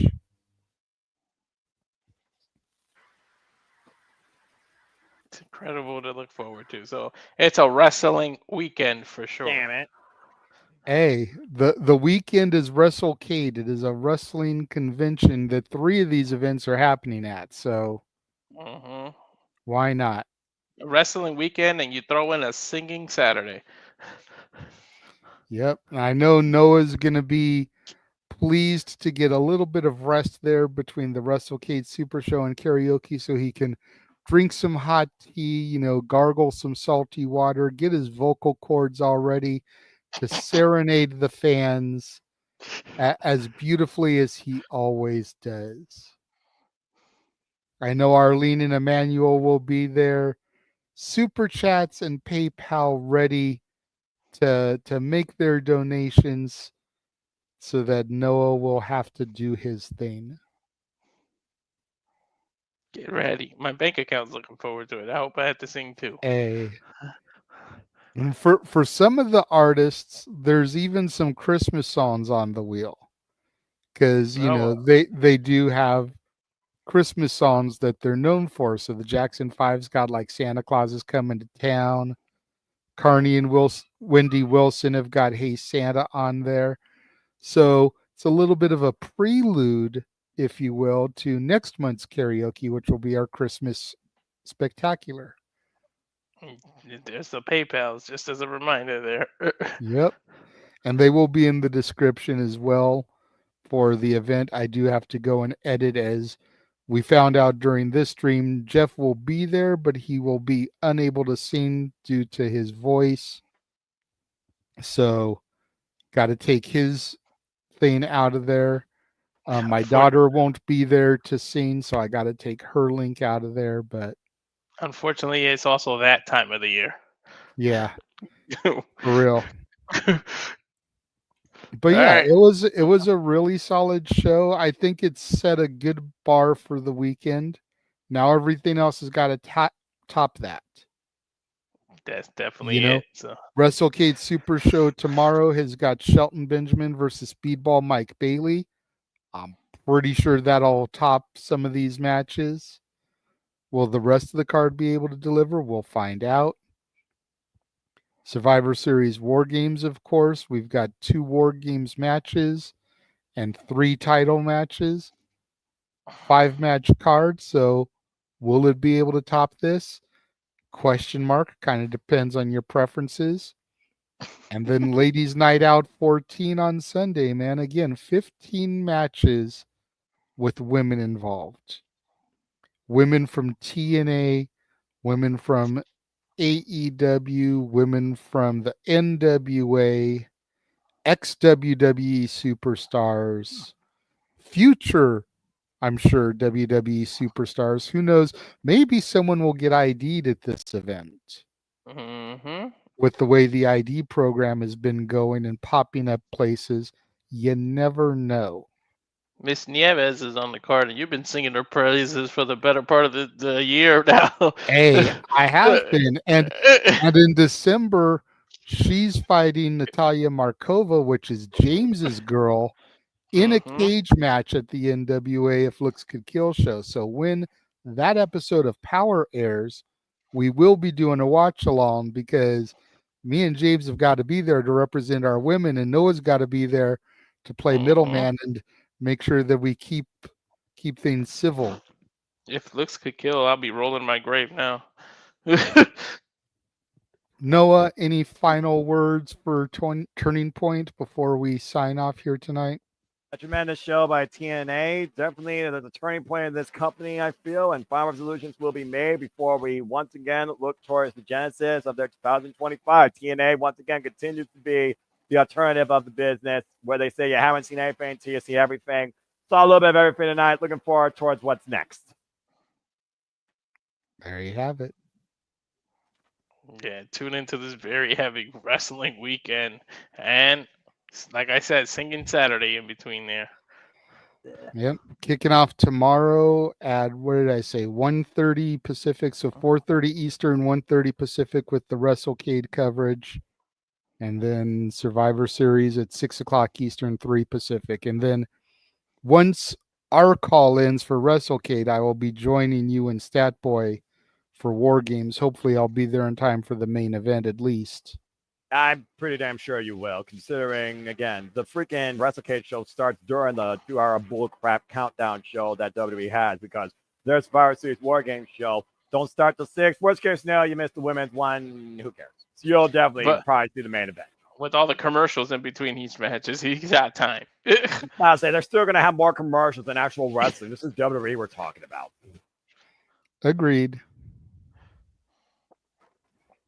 But yeah, that's everything you got to look forward to. So Noah, sign us off as only you can do. Again, for those that are tuning in, this has been another production by Similar Studios. We thank you all once again. We will see you tomorrow for the start of this loaded wrestling weekend. And again, I do this amongst you and amongst these friends and this fam, for I am nothing more but a simple man and a lifelong fan of professional wrestling. Damn it! Reminding and encouraging you there are no winners, no losers, no betters. Just fans love business, this passion we all share. At the end of the day, folks, support one another, respect each other, protect your mentality too. Treasure your families, and just enjoy life and enjoy professional wrestling. It's truly as simple as that. So I guess until tomorrow, where we will see you for the continuation of Wrestlecade and the culmination of War Games too, make a positive impact in life, and have a good night. Again, with this weekend coming up, this isn't a goodbye. This is a see you later. But it's definitely a good night for now. This Friday concludes. Adieu. Have a good night, folks.